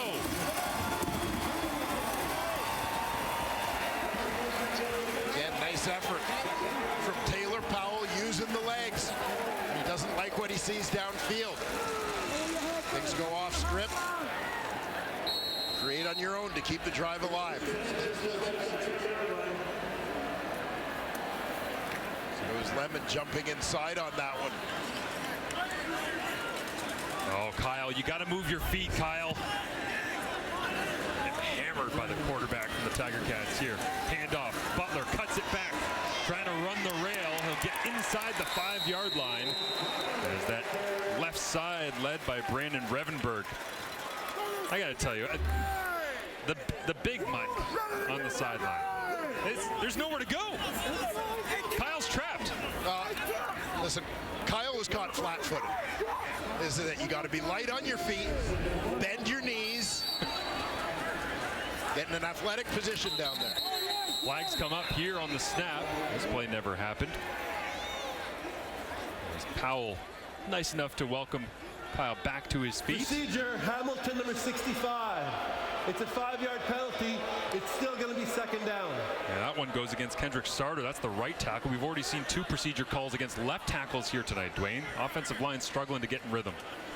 Yeah, you wonder a little bit again. We talked about a veteran guy in Sean Lemon and certainly Jamal Davis. No slouch at defensive end either. In terms of supplying some heat, you wonder for these young tackles if they're in their heads a little bit. Powell in the gun. 4-man rush, has time and protection. Now steps forward, trying to use his legs again. Slides down inside the 5 on 2nd and 9. They'll be inside the 5. It wiped off the gain by Butler, and he basically just picked it back up again. But the penalty really hurt him on that one, and out comes the field goal unit. Yeah, the difference between 3 and 6 to 8, depending on the convert. But we saw the penalty contributing to a big swing at the end of the first half the other way for Montreal, where you got to believe a penalty that moved them back contributed to a field goal being missed by Montreal. Hamilton marches down and is able to pick up a single. Leggio punches this one through. Back on rhythm. You know, Kyle's going to have some regrets in the offseason. He's got some work to do to get ready for the next one. Tougher than nails here in the Hammer. Ticats lead 14-3.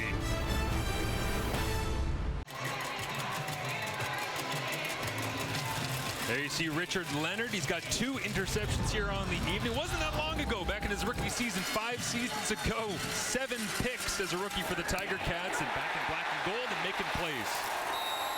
Yeah, getting a couple of gifty type ones here in the opening half of this ball game. As Hergy Mayala slipped on the first one, then an overthrow on the second. He'll take him. Up inside this time. Goes to Tyson Philpott as Simone Lawrence makes the tackle after having the sack and forced fumble on the last play.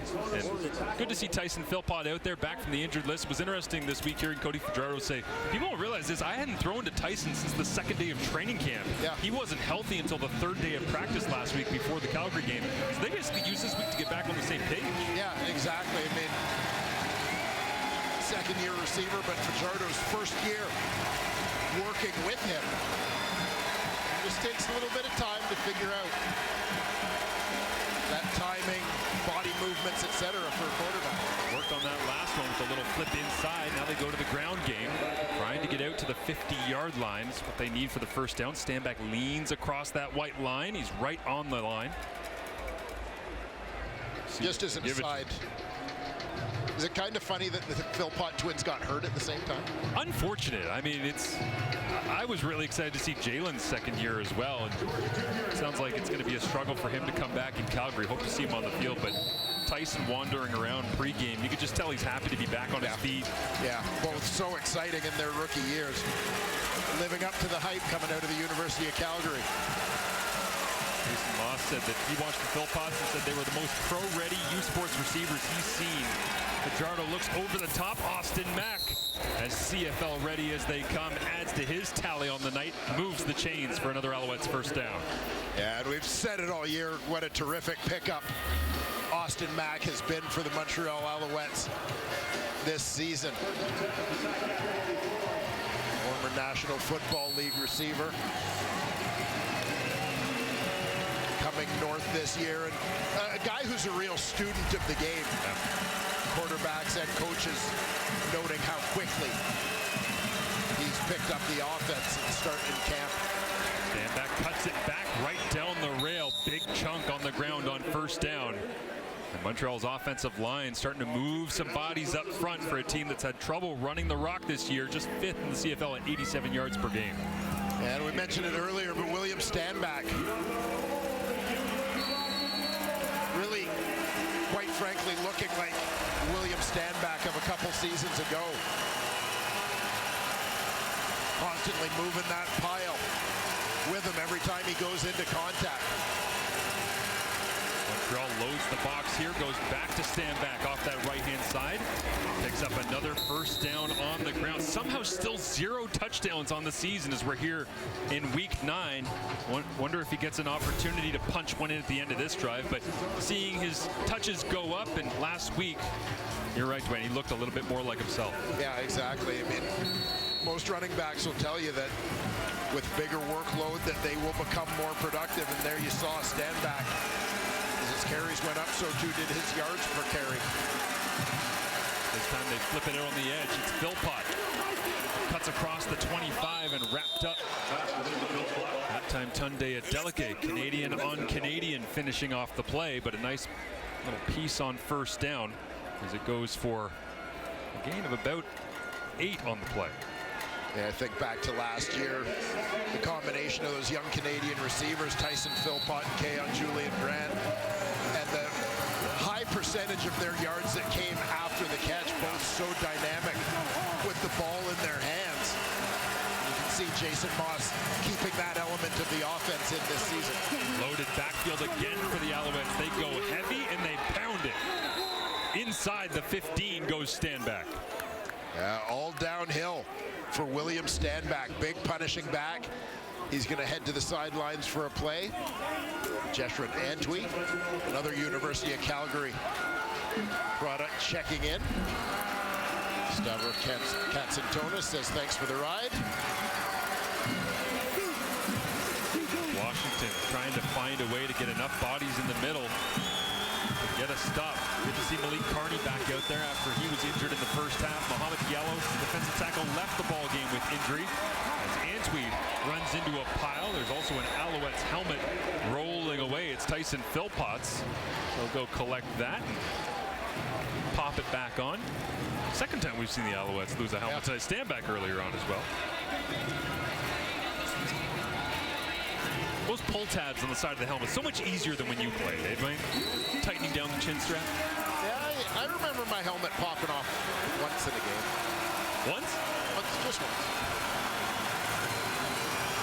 Gerardo has 2nd and 8. 5.5 remaining here in the third quarter. Philpott alongside him with Antwi. Deep drop by Fajardo. Looks into the end zone, checks it down underneath. And it is Chris Edwards making the tackle just outside the 5-yard line. A lot of checkdowns, and Edwards has been rallying to get stops. I remember Edwards, the Ottawa game here, making a big tackle in this part of the field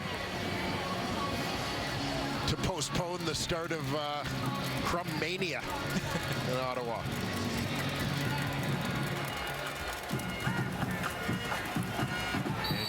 chopped down. The field goal unit comes out, something we saw so many times from Montreal against Calgary last week. One off an all-time record of field goals made, 12 total in the game last week. Cote punches this one through. A chip shot. It's a one-score game as Jason Moss goes back to the call sheet for his next drive. A production meeting. Wayne Ford tests me with trivia from eras gone by and makes me a better broadcaster. Taylor Powell at the controls for Hamilton here with an 8-point lead. Takes the run, looks to check it down once again. James Butler. I was joking about him leading the CFL in receiving earlier. It's getting less funny as we carry on. Yeah, Butler doing everything in his power to make that happen. But again, very logical game plan for Taylor Powell at quarterback. On Lemon with a little bit of pressure at the very start of the game. Hasn't been a ton since then. Powell climbing the pocket, moving around.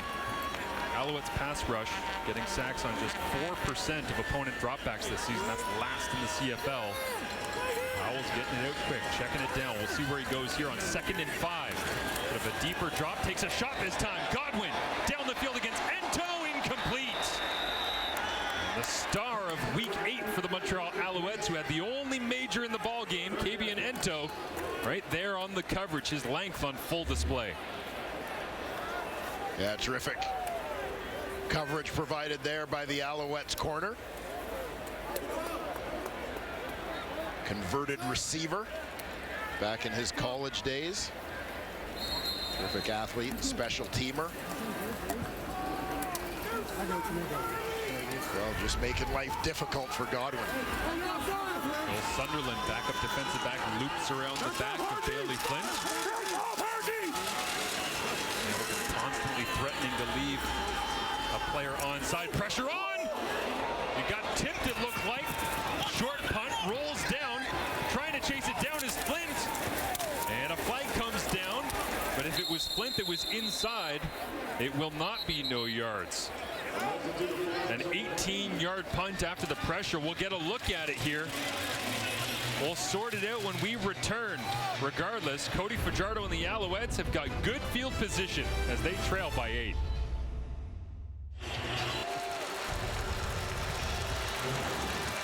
Well, things start to go awry for the Hamilton Tiger Cats when they have trouble picking up Jamal Davis in that right A-gap. Guard fans out, center can't get enough of him, up back can't get enough of him. Davis affecting the kick. Bailey Flint trying to hustle down to cover it. He's going to get ear hold. And the other Bailey Feltmate gets called for no yards. David Dallaire, the Laval special team savvy, the rookie, went and searched out the punter. You're not going to get the football on his watch. Up to the outside. Tyson Philpott gets the edge. Escorted out of bounds that time by Kenneth George Jr., but nice play that time from the Alouettes to start the drive. And when you watch this play, you'll see how Fajardo holds onto the ball just long enough to wait out. Stavros Katsatonis, the safety, was coming downhill and kind of trying to get in that passing lane. But Fajardo changed up the angle on him by waiting. Pick up that first down. Inside handoff this time. It's Philpott taking a page out of the Tiger Cats offensive playbook of the last couple of years, mixing in a receiver run as Jonathan Kongbo slashes down from defensive end to make the play. Well, Philpotts, of course, have those great running back genes. Dad Corey, longtime BC Lion running back. Doing a pretty good job coaching the BC junior football ranks. Big second down here for the Alouettes, trailing by a single score. 2 minutes left in the third. Four-man rush. Fajardo escapes, but it won't be enough for the first down. He gets stacked up and brought down. Casey Sales back there alongside Kongbo, and Fajardo limps his way towards the sideline. This is where Cody's going to show a bit of that toughness after taking a pretty good lick. on that one.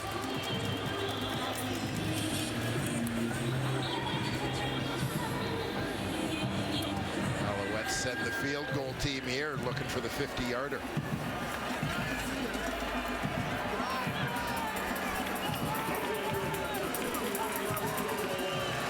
This one, Cote, long on the year is 51. Might be about 6 inches inside of that. Hamilton does have one blocked kick on the season. There's Carthel Flowers Lloyd on a punt, though. Cote hammers it all the distance in the world. The big leg from the Rouge et Or out of Laval, 5th round pick. There's Jason Moss. More on his experience and cross connections with Orlando Steinauer and more when we return.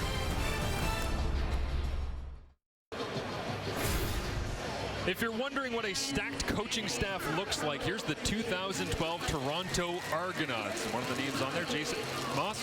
Oh, there's Orlando Steinauer. Everybody's on there. Down to Matthew Shinetti for more. Yeah, imagine walking through the University of Toronto Mississauga campus in the cafeteria, as I did as a young reporter in 2012, and seeing Scott Milanovich and Orlando Steinauer and Jason Moss and Mike O'Shea all around a table having lunch together, just talking about football. And that was what that season was. Obviously, the Argos at the end went on to win the Grey Cup.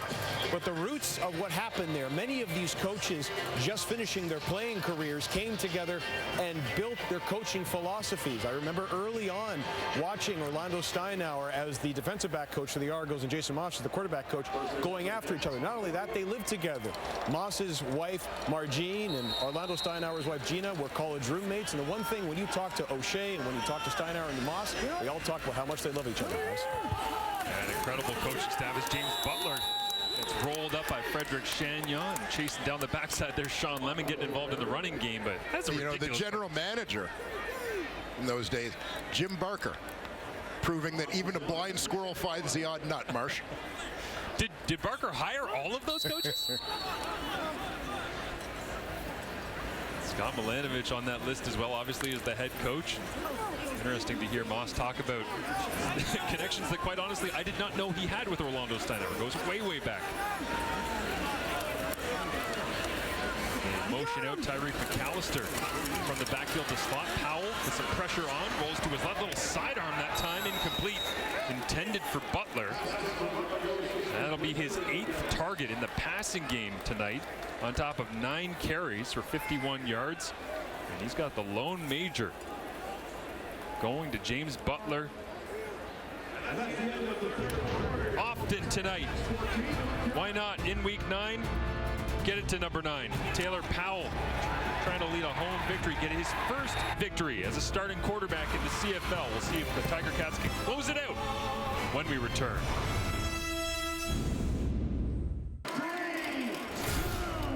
After 3 quarters of play, 14-9 is your score. The Hamilton Tiger Cats trying to get a victory here at home. You said it during the break, Dwayne, when it came up here. We were getting a quick look at the stats.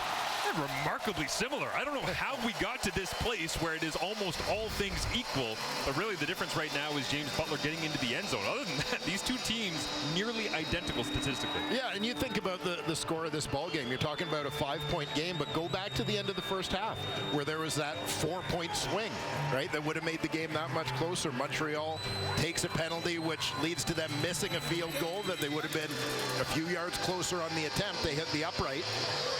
Hamilton marches down the field and gets a single point that, if not for a slip by Chandler Worthy, they avoid. Worthy standing back, ready to return this one as we kick off the 4th and final quarter between these two East Division rivals. Flint, a significantly less adventurous punt this time as Worthy falls backwards, gets a little momentum, and for a 45-yard punt down the field, there is Nick Cross making the tackle out of UBC. There's Cody Fajardo, 12 of 16 on the night with those 2 interceptions. Really haven't cost him all that much because points off turnovers, Hamilton not taking advantage. But trying to find some sort of rhythm here in the 4th quarter to continue the 1-game winning streak of the Alouettes.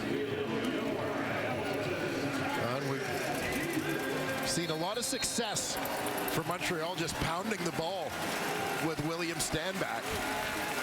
Getting into the fourth quarter here, they've had the Hamilton defense on the field enough. 5-point game, why not give 31 the rock? They go flea flicker to start this drive. Cody loads it up down the field. Courtney Davis up for grabs. Hauls it in at the 35-yard line. Well, that's one way to light the fire under this offense. You feel like when Kahari Jones departed as coach of the Montreal Alouettes, he might have left a note in the drawer in his office with this play. Jason Moss pulls it out. The Alouettes execute it perfectly for a massive gain. Richard Leonard, you can see him peeking in the backfield, getting ready to step up and run support. Very nearly got away with it. Is this time out to the sideline? It's Tyler Sneed, and he steps out of bounds. Able to scheme him open as well on first down. Sneed adds to his tally here on the evening. The big chunk play earlier on.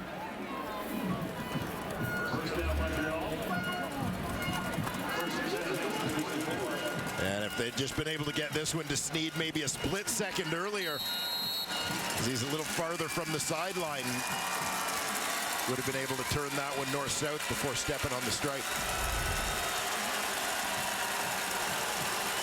First and 10 from the 24. Fajardo hands it off. Stanback goes back to work. It's gotta hurt William Stanback's heart to have to flip it backwards on a flea flicker when he's grinding away. Gets 5 on that play.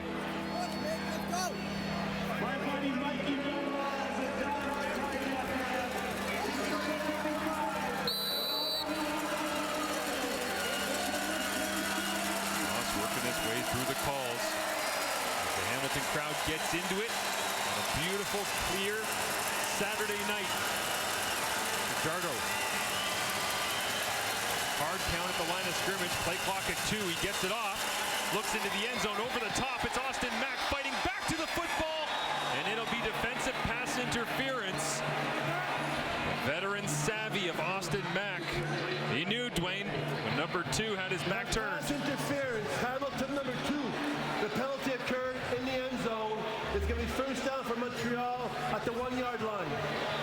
Yes, you trust the officials to make the right call, but sometimes you just make sure you give them a little bit of help. Make it very clear that you were affected by the defender. Underrated skill, though, right? Yes. Sacrificial lamb in this one. You jump back into the defensive back. Split-second decision. Puts it down on the goal line. Caleb Evans handling the short yardage responsibility. 0 touchdowns so far this season. Plunges to the right-hand side. Touchdown, Alouettes. As they take the lead to start the fourth quarter. First time they've had the lead in this ball game.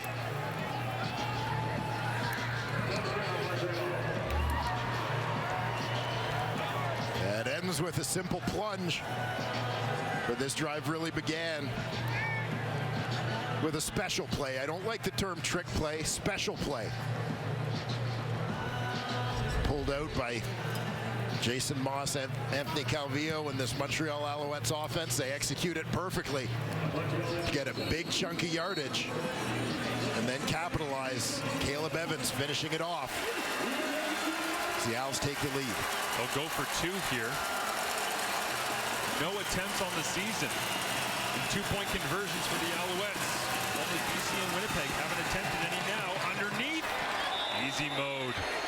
Austin Mack settled down nicely as the Hamilton Tiger Cats give up their first touchdown since the fourth quarter against Toronto. Caleb Evans, he did plenty of this for Ottawa last season. Plunges into the end zone. Touchdown, Owls. They take a 3-point lead.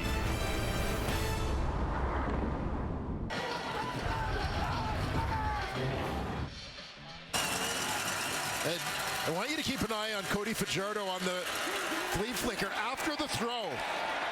Watch him reach to his left shoulder pectoral muscle area, kind of grasping that and grimacing. And this is a couple of plays later.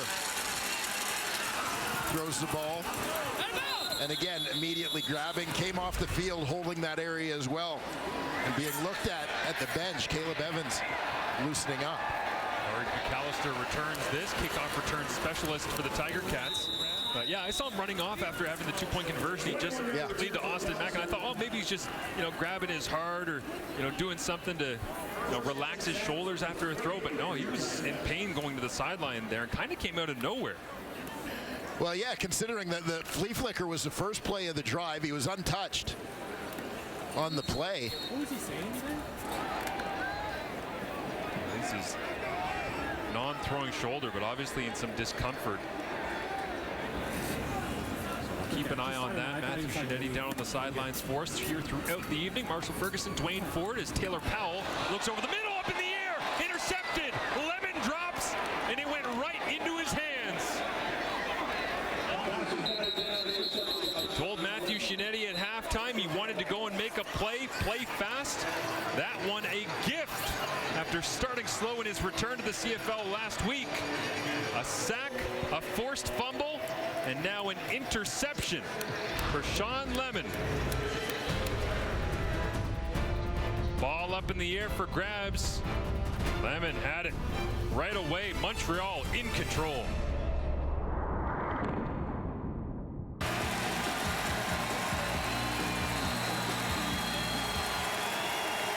Well, Cody Fajardo staying in the game. Right where Sean Lemon put him. Interception of the night. Taylor Powell now pressure on. Fajardo wrapped up, and that's not going to feel good on that left shoulder. He was getting some attention too earlier on. As once again in the backfield, it's Chris Edwards.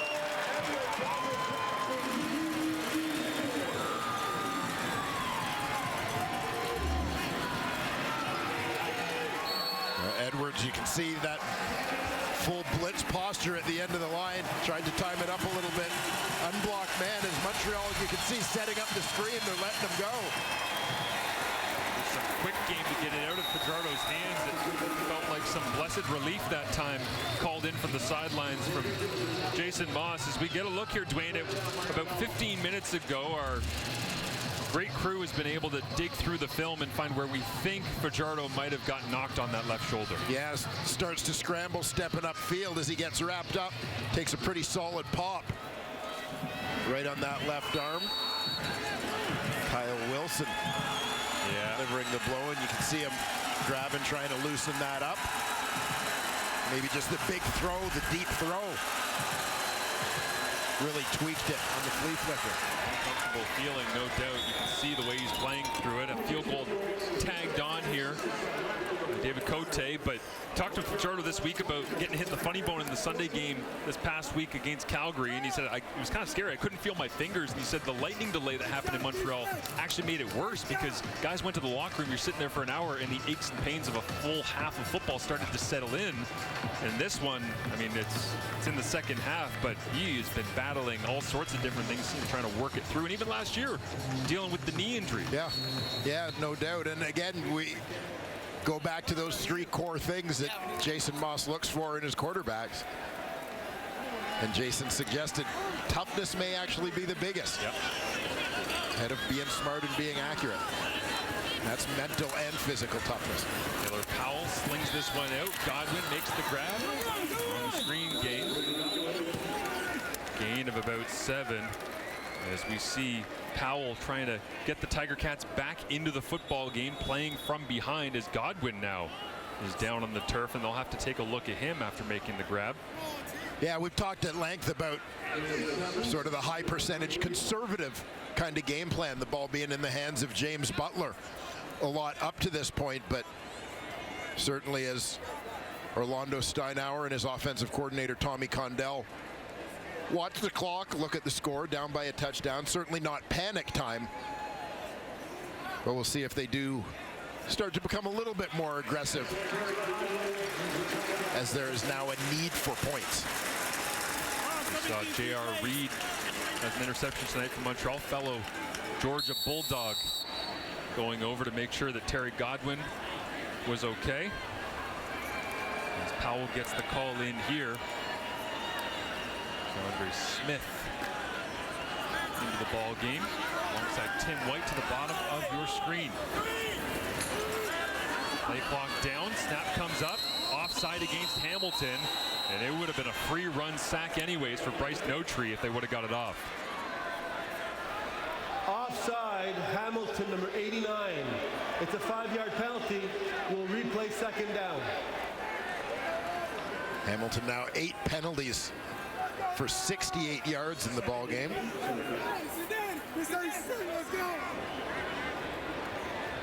And more pressing at the moment, creating a second and longer situation. With Godwin out, they'll play both Richie Sindani and Keandre Smith, Canadian We're gonna go hot. We're gonna go receiver bookends here. Four-man pressure. Powell looks over the top. Tim White, incomplete. Just past White, who has the deepest average depth of target in the Hamilton receiving group. Couldn't haul that one in on 2nd and 8. Yeah, we've seen Hamilton try to take a couple of deep shots here, which again is an important aspect that, yeah, you're playing conservatively, but you got to keep the defense honest. Try and push the ball every so often, but they haven't been able to make a connection on one of those. Bailey Flint drops it down. 55-yard punt, and down the sideline goes Chandler Worthy. Effective as ever, getting Montreal better field position. Cody Fajardo banged up, heads back out with a 6-point lead.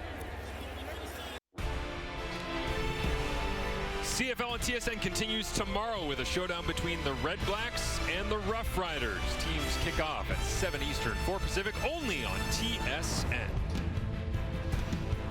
The Rough Riders against the Rough Riders. Used to be. Well, used to be. That's what Russ Jackson told me. Very proud of putting the double R on the 69 Grey Cup championship ring. The Rough Riders. This man running away from tacklers. William Stanback across the 55. Running through Stavros Katsantonis, the first man to make contact. And that'll certainly help Cody Fajardo being banged up here. Watch when Stanback cuts back to his right on this play and sort of gets out on the perimeter. There's literally no one in front of him. It's crazy, nothing but space out there. The big back to roll. Last week set a season-high 86 yards. Now he's at the 95, a new season-high back-to-back weeks for William Stanback. Getting the wheels churning. They go back to 31. Tries to cut it back. Stacked up on first down. Montreal in the lead here with a 6-point advantage as we near the midway point of the 4th quarter.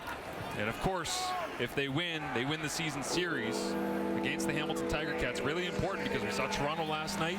Jack Kelly goes down, doesn't play in that game against Calgary. Their first loss of the season. Ottawa Red Blacks battling to stay in it. Dustin Crum got that team believing a little bit. Quarterback injuries here in the East, a major storyline. And you see how tight it is. 2nd, 3rd, and 4th spot. Fajardo, maximum protection. Looks to be outside. That one hung up a little bit on him. Ian Elliott right there to knock it away from Tyson Philpott. Yeah, nice coverage there by Elliott right in the hip pocket. Able to get a hand on the football on the break. Clean pocket there for Fajardo to work. The coverage doesn't get much tighter than that. The former Stampeder. Elliott shutting that one down. A couple of guys that probably crossed paths inside McMahon Stadium practicing. Calgary Dinos as this one. The punt is away, but Joseph Zima had someone slide directly into his legs. And the most penalized team in the CFL might have just taken another one that's going to cost them. Extending the drive. Roughing the punter. Hamilton, number 91. It's a 15-yard penalty and an automatic first down for Montreal. Anthony Federico, the guilty party. Here's the look at it, Dwayne. Yeah, young guy trying to make a play on special teams. And sometimes, honestly, you have to know, A, when not to lay out. We saw that with Jamal Davis affecting a punt earlier in this game. Chose not to because he was on an approach angle where he couldn't really do it without running into the kicker. But those are the ones you could see the look on Orlando Steinauer's face. You had them off the field. And Fajardo rolling to his right, looking over the top. Open receiver. It's Regis Sibasu inside the 10. Touchdown, Montreal. The rarely used Regis Sibasu in the passing attack hauls it in and gets a major as flags come out at the end of the play. Just his second catch of the season. As the penalty extends the drive and the Alouettes make the Tiger Cats pay huge.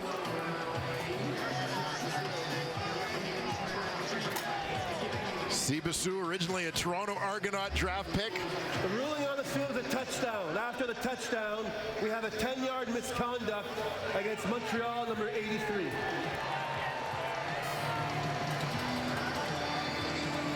Tight end completely forgotten in coverage. Kenneth George Jr. on the back end. You can see him jump up to take the route in the flat. Two guys go there. No one follows Sibasu deep.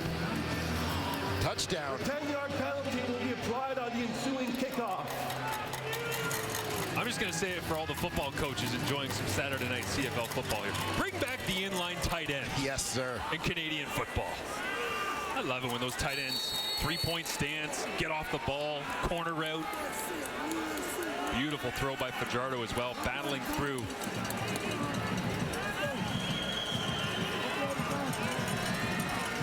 Joseph Zima, who had his legs chopped out by Anthony Federico, extended the drive. He puts the hold down here. David Cote knocks it through. And all of a sudden, it's a 27-14 lead for the Owls. You're going to see Sibasu from his tight end spot. He's going to work kind of a narrow corner, get another route out in the flat, and all the defenders play that flat down low, let the corner go. Sibasu wide open.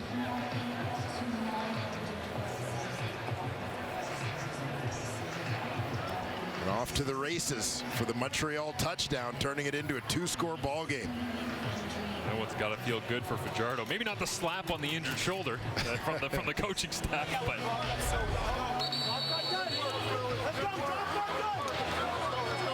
Vanier Cup, Sibasu.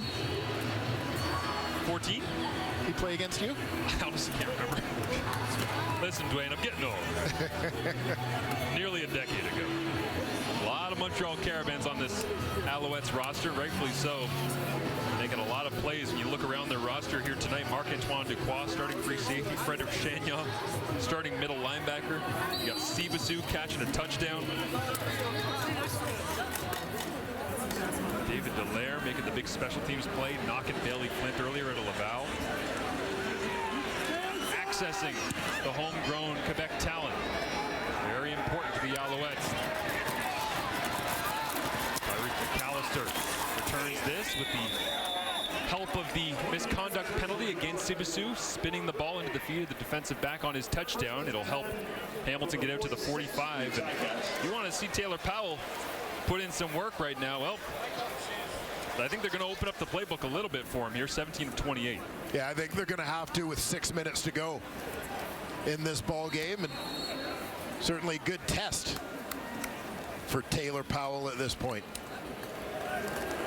You know, as much as you're obviously trying to win football games, everything's still a learning situation for the first-year QB. Jerry Godwin back on the field after being injured earlier. Underneath throw goes to Tim White this time. Give him a gain of 5 on the play. Up to the 51 of the Tiger Cats. They're going to keep things moving, going with the tempo offense here. Preserve time as they need those 2 scores to get back in this one. Dangerous times right now for the Tiger Cats offense, but they have to play loose and free. Powell sacked, brought down in the backfield, and Sean Lemon got another.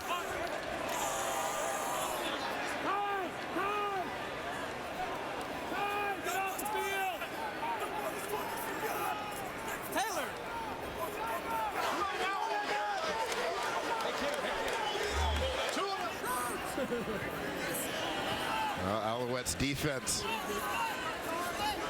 Once again, twist up front.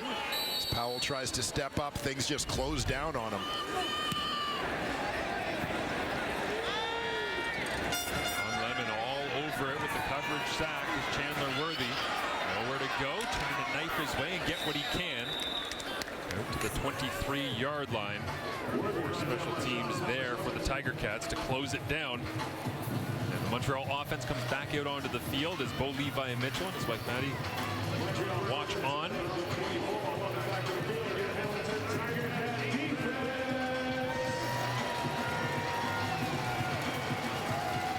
This is one of those moments where you remember Sean Lemon back at halftime talking about how he needed to make a big play for his defense and for his team. Well, Lemon came up with that. That was a time where the Tiger Cats could use another turnover from their defense, which has already produced 2 INTs.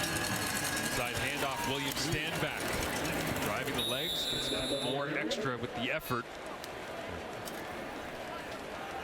Standback, just your absolute worst nightmare in these kind of situations. Inside 4 minutes.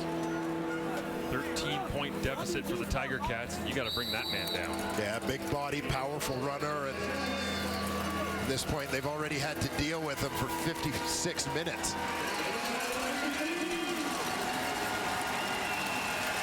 You know, the Tiger Cat defense is feeling it. Gerardo decides to keep it himself, looks to the outside, catch and run. Sneed trying to make a couple of men miss. And on second down, he moves the sticks with the extra effort that time. Would have been easy to give it to 31 again. Fajardo decided to dig it to the outside and get Sneed some love. Yeah, pulls it. A nice job by Sneed as well, as he's just short of the first down marker, but making the first man miss, and then fighting upfield for that first down. And terrific clock management as well by Fajardo. 1 second left when he gets the ball snapped. Again, Fajardo takes the run, this time Virgin Mayala on the receiving end. Another first down, flag comes up. Yeah, I wonder if we had someone blocking too early out there on the perimeter. Yeah, it looks like a holding call will go against the Montreal Alouettes, so that'll back them up as Ben Major calls the hold against the Owls. We've hit the 3-minute warning. Montreal in control. Well, it's time for your Coors Light moment of chill. And in the face of adversity, there's one person who stood out here on the field. Got the audio from the parabolic mic on the side. Oh, look at that. Taylor Powell helped him up. Kyle out of Ottawa, Ontario. Our Coors Light moment of chill. Took it in stride, Dwayne, like a true. Just shook it off. Got that toughness that Jason Moss is looking for. So relaxed at all times. That's what you got to have. Strength to hold up that microphone. The resiliency you get run into. After the holding call against Montreal, 1st and 20. Underneath Fajardo, once again wide open. Oh, that's a big gain. That'll help Montreal get themselves out of a hole as Tyler Sneed caught it on the run and quickly got upfield. Yeah, that's a massive play for the Alouettes. 1st and plus yardage, Sneed trailing in this formation. Just waits for the lead man to clear. Reads it, finds the open space. Easy pickings for Cody Fajardo. William Standback sitting on 99 yards, rushing on the evening. No more. Make it a dollar bill for 31.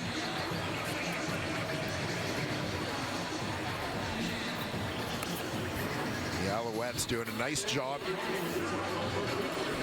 eating up yardage, but also chewing up that clock. Just over 2 minutes to go.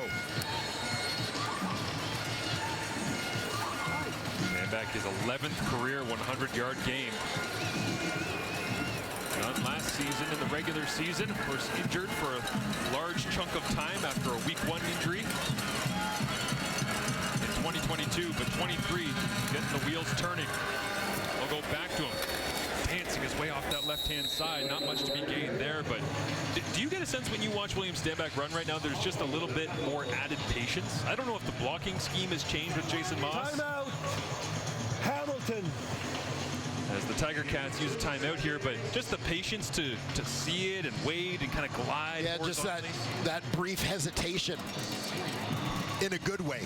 Hesitation is in reading, not hesitation is in avoiding contact, because we certainly know that he doesn't do that.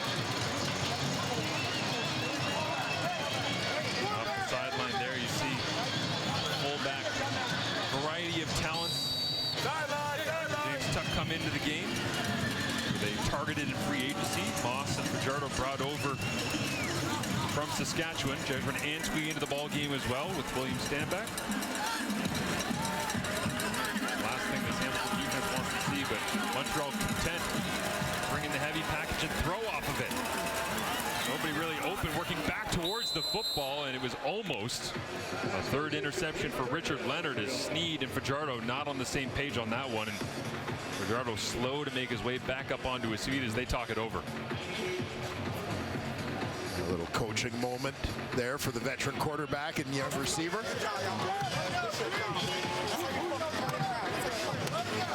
So Hamilton get the ball back. They'll have to work quickly here.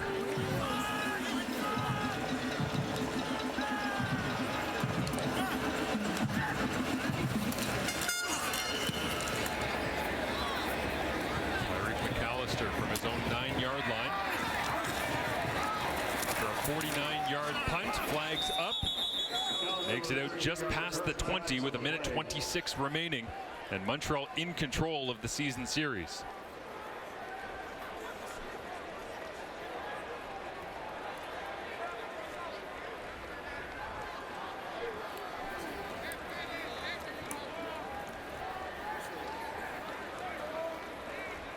Ben Major, our referee tonight, working his way through the call as he goes to have a conversation with Orlando Steinauer. Ben Major, the former McGill University linebacker. Really? True story.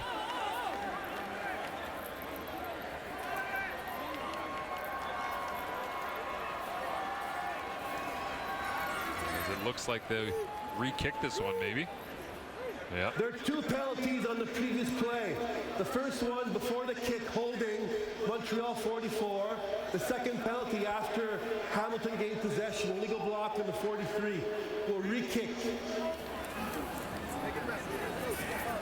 The old make the coverage unit do it again and hope Tyreek can spring one.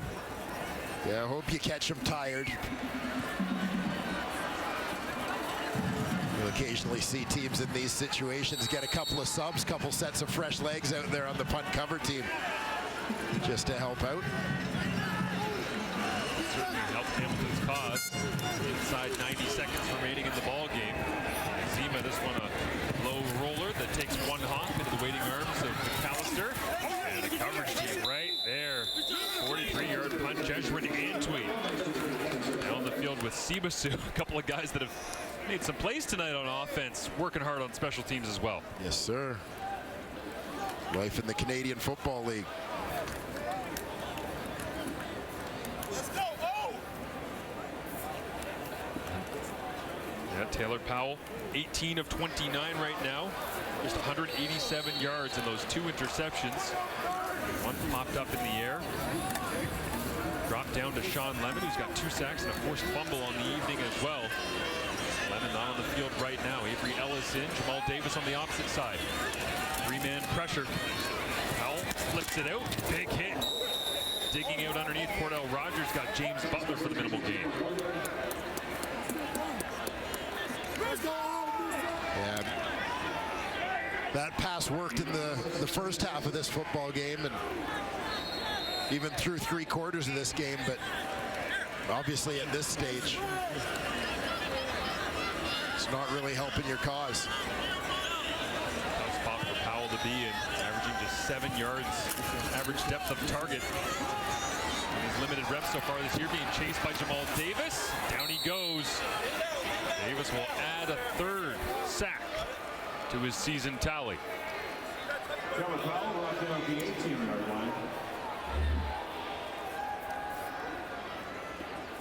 Davis coming off the end.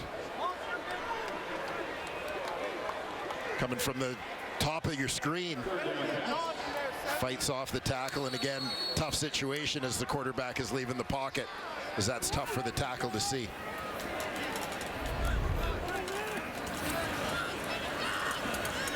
Third and 14 in desperation time now, obviously, for the Tiger Cats. Powell steps forward, flips it out to the sideline. Butler gets another catch. And it'll be a turnover on downs for the Hamilton Tiger Cats. Montreal defense really solid throughout the evening, Ray. Not really allowing Powell to get into any sort of rhythm. And you see Jason Moss fired up with Noel Thorpe. See his team close this one out. Yeah, and a couple of things stand out, Marsh. You think about this ball game. You see Duke Williams limited to just one catch in this one, but from a Montreal perspective, you mentioned earlier Montreal with that low ratio of sacks relative to pass rush plays. That's why you go out and get Sean Lemon. So Sean Lemon in this game produces a sack, a forced fumble, and an interception. An impact defensive player, changing the complexion of their team. That's huge. But one of the other themes we've talked about in this game, things Jason Moss looks for in his quarterback, and the emphasis he has placed on toughness. You think about Cody Fajardo leading the comeback after he got hurt. Taking advantage of the big roughing the punter penalty. Shot over the top, Regis Sibasu. William Stanback helped grind this one away. And the Montreal Alouettes, after losing 3 games in a row, back-to-back victories. Home against the Calgary Stampeders, they get a win on Sunday. The following Saturday, they end up getting themselves a big victory on the road. Take the season series against the Hamilton Tiger Cats. Hamilton will go into a bye now, trying to sort things out. And for Cody Fajardo and Jason Moss, it's a reunion with the Saskatchewan Roughriders on Friday Night Football next week. Big opportunity coming up tomorrow for Dustin Crum and the Ottawa Redblacks against the Saskatchewan Roughriders. TSN CBS Sports Network. See whether or not Ottawa can climb back into the East Division as the Tiger Cats drop another one. Thanks for watching. Have a great night.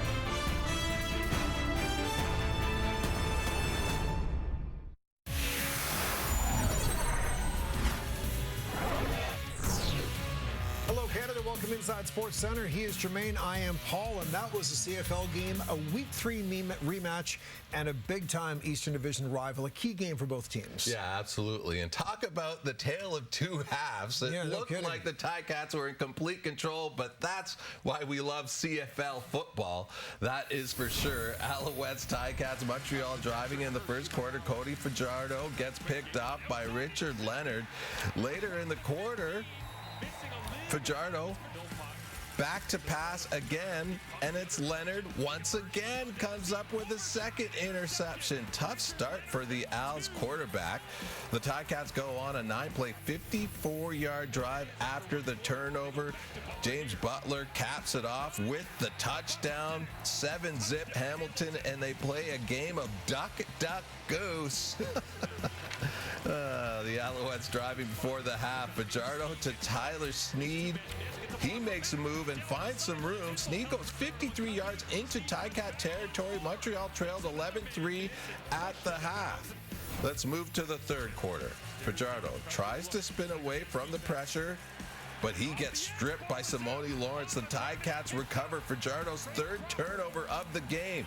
That led to a field goal. The Alouettes down by 5 heading into the fourth quarter, and it feels like it should have been a lot more than that. 14 minutes to play. Montreal with some trickery. It's the flea flicker. Fajardo finds Courtney Davis for 43 yards after the play. Fajardo reaches for his non-throwing shoulder. He stayed in the game, however. Same drive, the ball at the 1. Caleb Evans punches it in. 17-14 Montreal. 6 minutes to play. The Alouettes driving again. Fajardo to a wide open Regis Sibasu. for the touchdown. 27-14 Montreal that was, and that is the final. The Owls have clinched the season series and have now won 5 of their last 6 games against the Ticats after throwing for a season-low 158 yards last week. Cody Fajardo topped the 300-yard mark for the first time this season. He's third in the CFL in passing yards behind Jake Mayer and Zach Collaros. And for more, let's go to Kate and the panel. And alongside the panel, MOP, Enoch Mwamba, Jim Barker, and Milt Stiegel. And that second half was downright ugly for the Hamilton Tiger Cats. They give up 24 points. They only score 3. Milt, this was such an important game coming in. I know it's still somewhat early in the season, but the season series, obviously what's going on in the East, and what the Hamilton Tiger Cats are trying to do long term. Yeah, it's unfortunate that this team is in position they're in right now. Because they're going into a bye week, and when you're struggling, when there's a lot of pressure on you, you sometimes have to make changes, and you never want to have anyone put in position where you have to let someone go, you have to do this, but there's pressure on this team to get something done. The Grey Cup is in their backyard. Those fans are expecting a lot, and if they can't get something done, fans stop showing up. It seems like I'm always regulated to bring in this bad news, but it is what it is. We have to talk about this, and this team's going to have to make some changes. Milt, they had a new quarterback in this week, and they had such a great play in the first half. Then they come out the second half, 2 first downs in the second half. James Butler rushes the ball for 46 yards in the first half. Second half, 5 yards. Nothing. They used him as a receiver in the first half. He had 50 yards, 5 yards in the second half. It was just truly a tale of two halves. They just completely fell apart. And it's hard to put your finger on why that is, because they were given we gave Tommy Condell a lot of kudos at halftime because he put together a plan that allowed that guy to be successful. And then the second half just completely went away. Do you think changes need to happen? Coming to this back. Boy, that's a tough call, because there's something wrong. There's just something missing. You don't play that well at home the first half and then play so poor the second half. Guys, so here's a change that did happen in Montreal. They brought in a guy 2 weeks ago who tonight made a huge impact on the game. Sean Lemon, the Lemonators. 2 sacks tonight, 1 forced fumble, and he had an interception. I can't believe, first of all, I got to call him right after this, because he got an interception, started running backwards. He had negative yards in the interception. But he made a big impact on this game, and he's a huge reason why the Montreal Alouettes won this game. I mean, we talked about a lot of guys that were possibly going to make an impact tonight, and I talked about Ento with the interception, but he showed up and made a big play for his team. At this time of year, you have to have playmakers. You have to have playmakers, and they stand up. In tonight's game, Sean Lemon's a playmaker. Like him, don't like him, whatever. You want to break him down on film. Bottom line is the guy makes plays. It's unbelievable that it took this long for him to sign with the team. Agreed. I mean, this guy was 2nd in sacks last year. He was the West nominee for Defensive Player of the Year, and you see the impact he has. Yes, he has a horrible body. I always joke about him. But every time he steps on the field, he's making plays, and he's making his team and that defense better. And look, here's the thing. In the first half, it didn't look overly great, but Cody ends up with 318. You've got Standback with 106 yards rushing. You got Austin Max with 106 yards receiving. So for the Montreal Alouettes, a very nice second half. They pick up the win. And for the Hamilton Tiger Cats, we'll see what happens after the bye week as we send it back to Sports Center. Thanks, guys. New on SC, he had 106 yards on 19 carries. William Standback. William, we were asking during the broadcast if you're running with more patience this year. Are you? Yeah, just having the confidence coming out here and knowing what my guys up front are doing and just working with them, being on the same page, Just try to slow the game down for myself so I could be able to make the reads easier and to slow the game down for myself. And in terms of the whole team, what did you see in terms of patience from the offense and the way this team turned the game around, especially in that second half? They were talking. I'm sorry. I didn't mean patience from you and your offense. Yeah. Just exploiting those opportunities that your defense made for you. Oh, yeah. That's what we try to exploit every time. That's the game plan. We come in with each and every game, just making sure we establish the run game. And tonight we did that, and we were successful. What's Sean Lemon bringing in terms of a leader? We can see what he's doing on the field, but I heard at one point when he came off, he kept saying to the offense, stay ready, stay ready, stay ready. You know, just leadership, and that's just more that we need in the locker room. And, you know, him coming to the team just brings a different aspect to the defensive side of the ball. And going against him every day in practice, you know, it's a challenge. It definitely is. Appreciate this. Thank you, man. I appreciate it. I can't believe Milt said this guy has a bad body, but he gets the job done. New on SC, Sean Lemon. Well, Sean, you said someone's going to make a play and that you want it to be, but forced fumble, interception, and sack. Is there any other plays that you think you missed out there? Man, I just enjoy this team, man. Enjoy this locker room. One thing I challenge the guys at halftime is let's get a winning locker room again, like we had last game. And he just responded. Coach Thorpe had a great game plan for us, and they just came out to execute it. One thing I was talking to John Bowman when he was at this stage that you're at in his career is how much he enjoyed every single game and every single opportunity. Are you playing with that kind of joy right now? Most definitely, man. I sat at home for about 63 days without a job. I had to watch. After having a great season last year, I'm not entitled to anything. But I knew when I got another opportunity, I was going to live every day like it was my last. And that's all I'm doing now. I just appreciate, you know, Montreal for giving me the opportunity to play this game that I love and just come out and play with passion. That's it. And lead, I imagine, too? That's it. Lead by example. Lead by example. There's a lot of guys in this league young guys that want to be led, but want to be led the right way. And you just come in and lead by example, and guys will always follow. Thanks, Sean. Thank you. Yeah.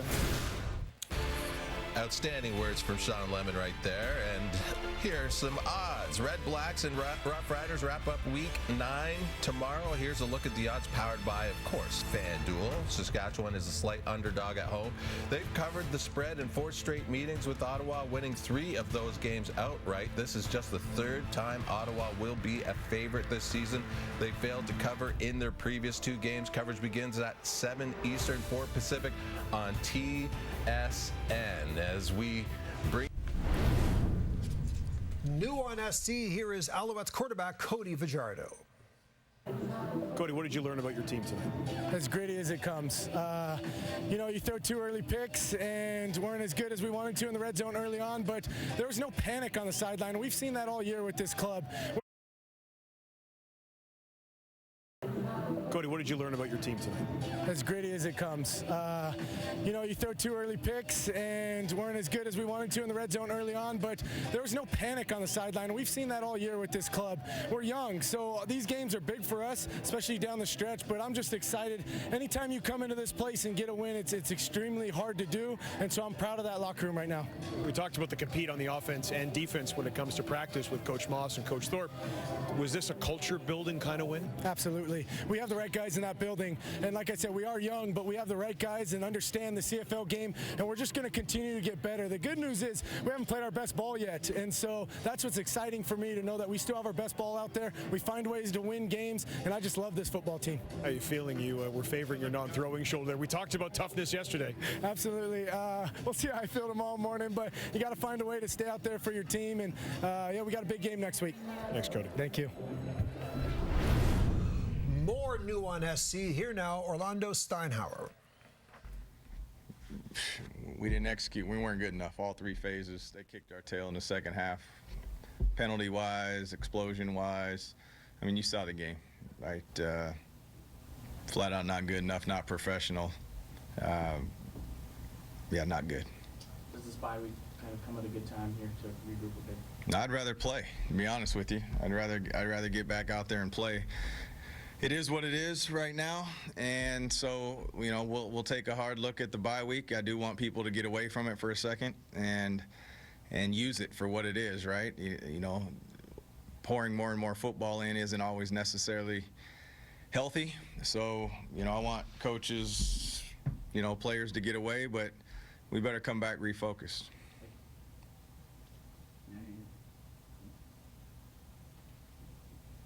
How closely will you be reevaluating every detail of this team over the bye week? Yeah, I think, you know, that's hard to say right now, just standing here. I mean, anytime you're not playing well enough, you're not closing out games, those type of things, you're always going to take a deep dive. So yeah, you can never really turn it off anyway. Like it's always on your mind, but you can't overthink things. You got to address things head on. The elephants in the room, those type of things. and see where we're at. If it's you know, whatever that looks like, this isn't getting it done. How tough of a... New on SC, Taylor Powell. I thought they played well in the back end. They got after us, I think, up front, but I thought I think our offense played well. We just kind of, you know, I would put that on me. I got to play better and find ways to get it done. We definitely had chances, so it's frustrating. Now, heading into a bye week, is it kind of a message just to do a little bit of soul searching here, regroup, and get ready for that next one? Yeah, I just think we just got to get, you know, get back into the little things, right? And everybody can add a little more, invest a little more. Yeah, there's a lot of things that, you know, I want to keep working on. There's a lot of, I think, some good things from this game too that I can add to, and just, you know, keep pounding the rock a little bit, and, you know, it's gonna pop. It's just football's a game of kind of doing the right thing all the time, and sooner or later it'll bust through. So. What in your past experience in college, when you've had situations or scenarios like this, maybe not wins and losses, but where you can see your play and want to get better or want to help the offense, what has helped you before in situations like this? I think every week, like, you take, like, you know, 3 to 4 things you did well, and then like 3 to 4 things that you want to improve on, and then implement them into your process of how you go about the week, and then you just do that. And then I've never been really a guy that focuses on results. I know it's like a results-driven business, but internally I'm motivated by how good I can be, and, you know, I feel like I want to keep learning and getting better. So there's a lot to improve on, and just got to keep hammering away and getting better. And new on SC, Simone Lawrence. Tough loss there. As a leader on this team, what's the message you're sending out to guys heading into this bye? The message is easy, you know, find it within yourself, take care of your bodies, get physically ready for this 9-game stretch, take care of your mind, come in here and love up on each other, and, you know, let's go make some plays and put some more points on the board than the other team.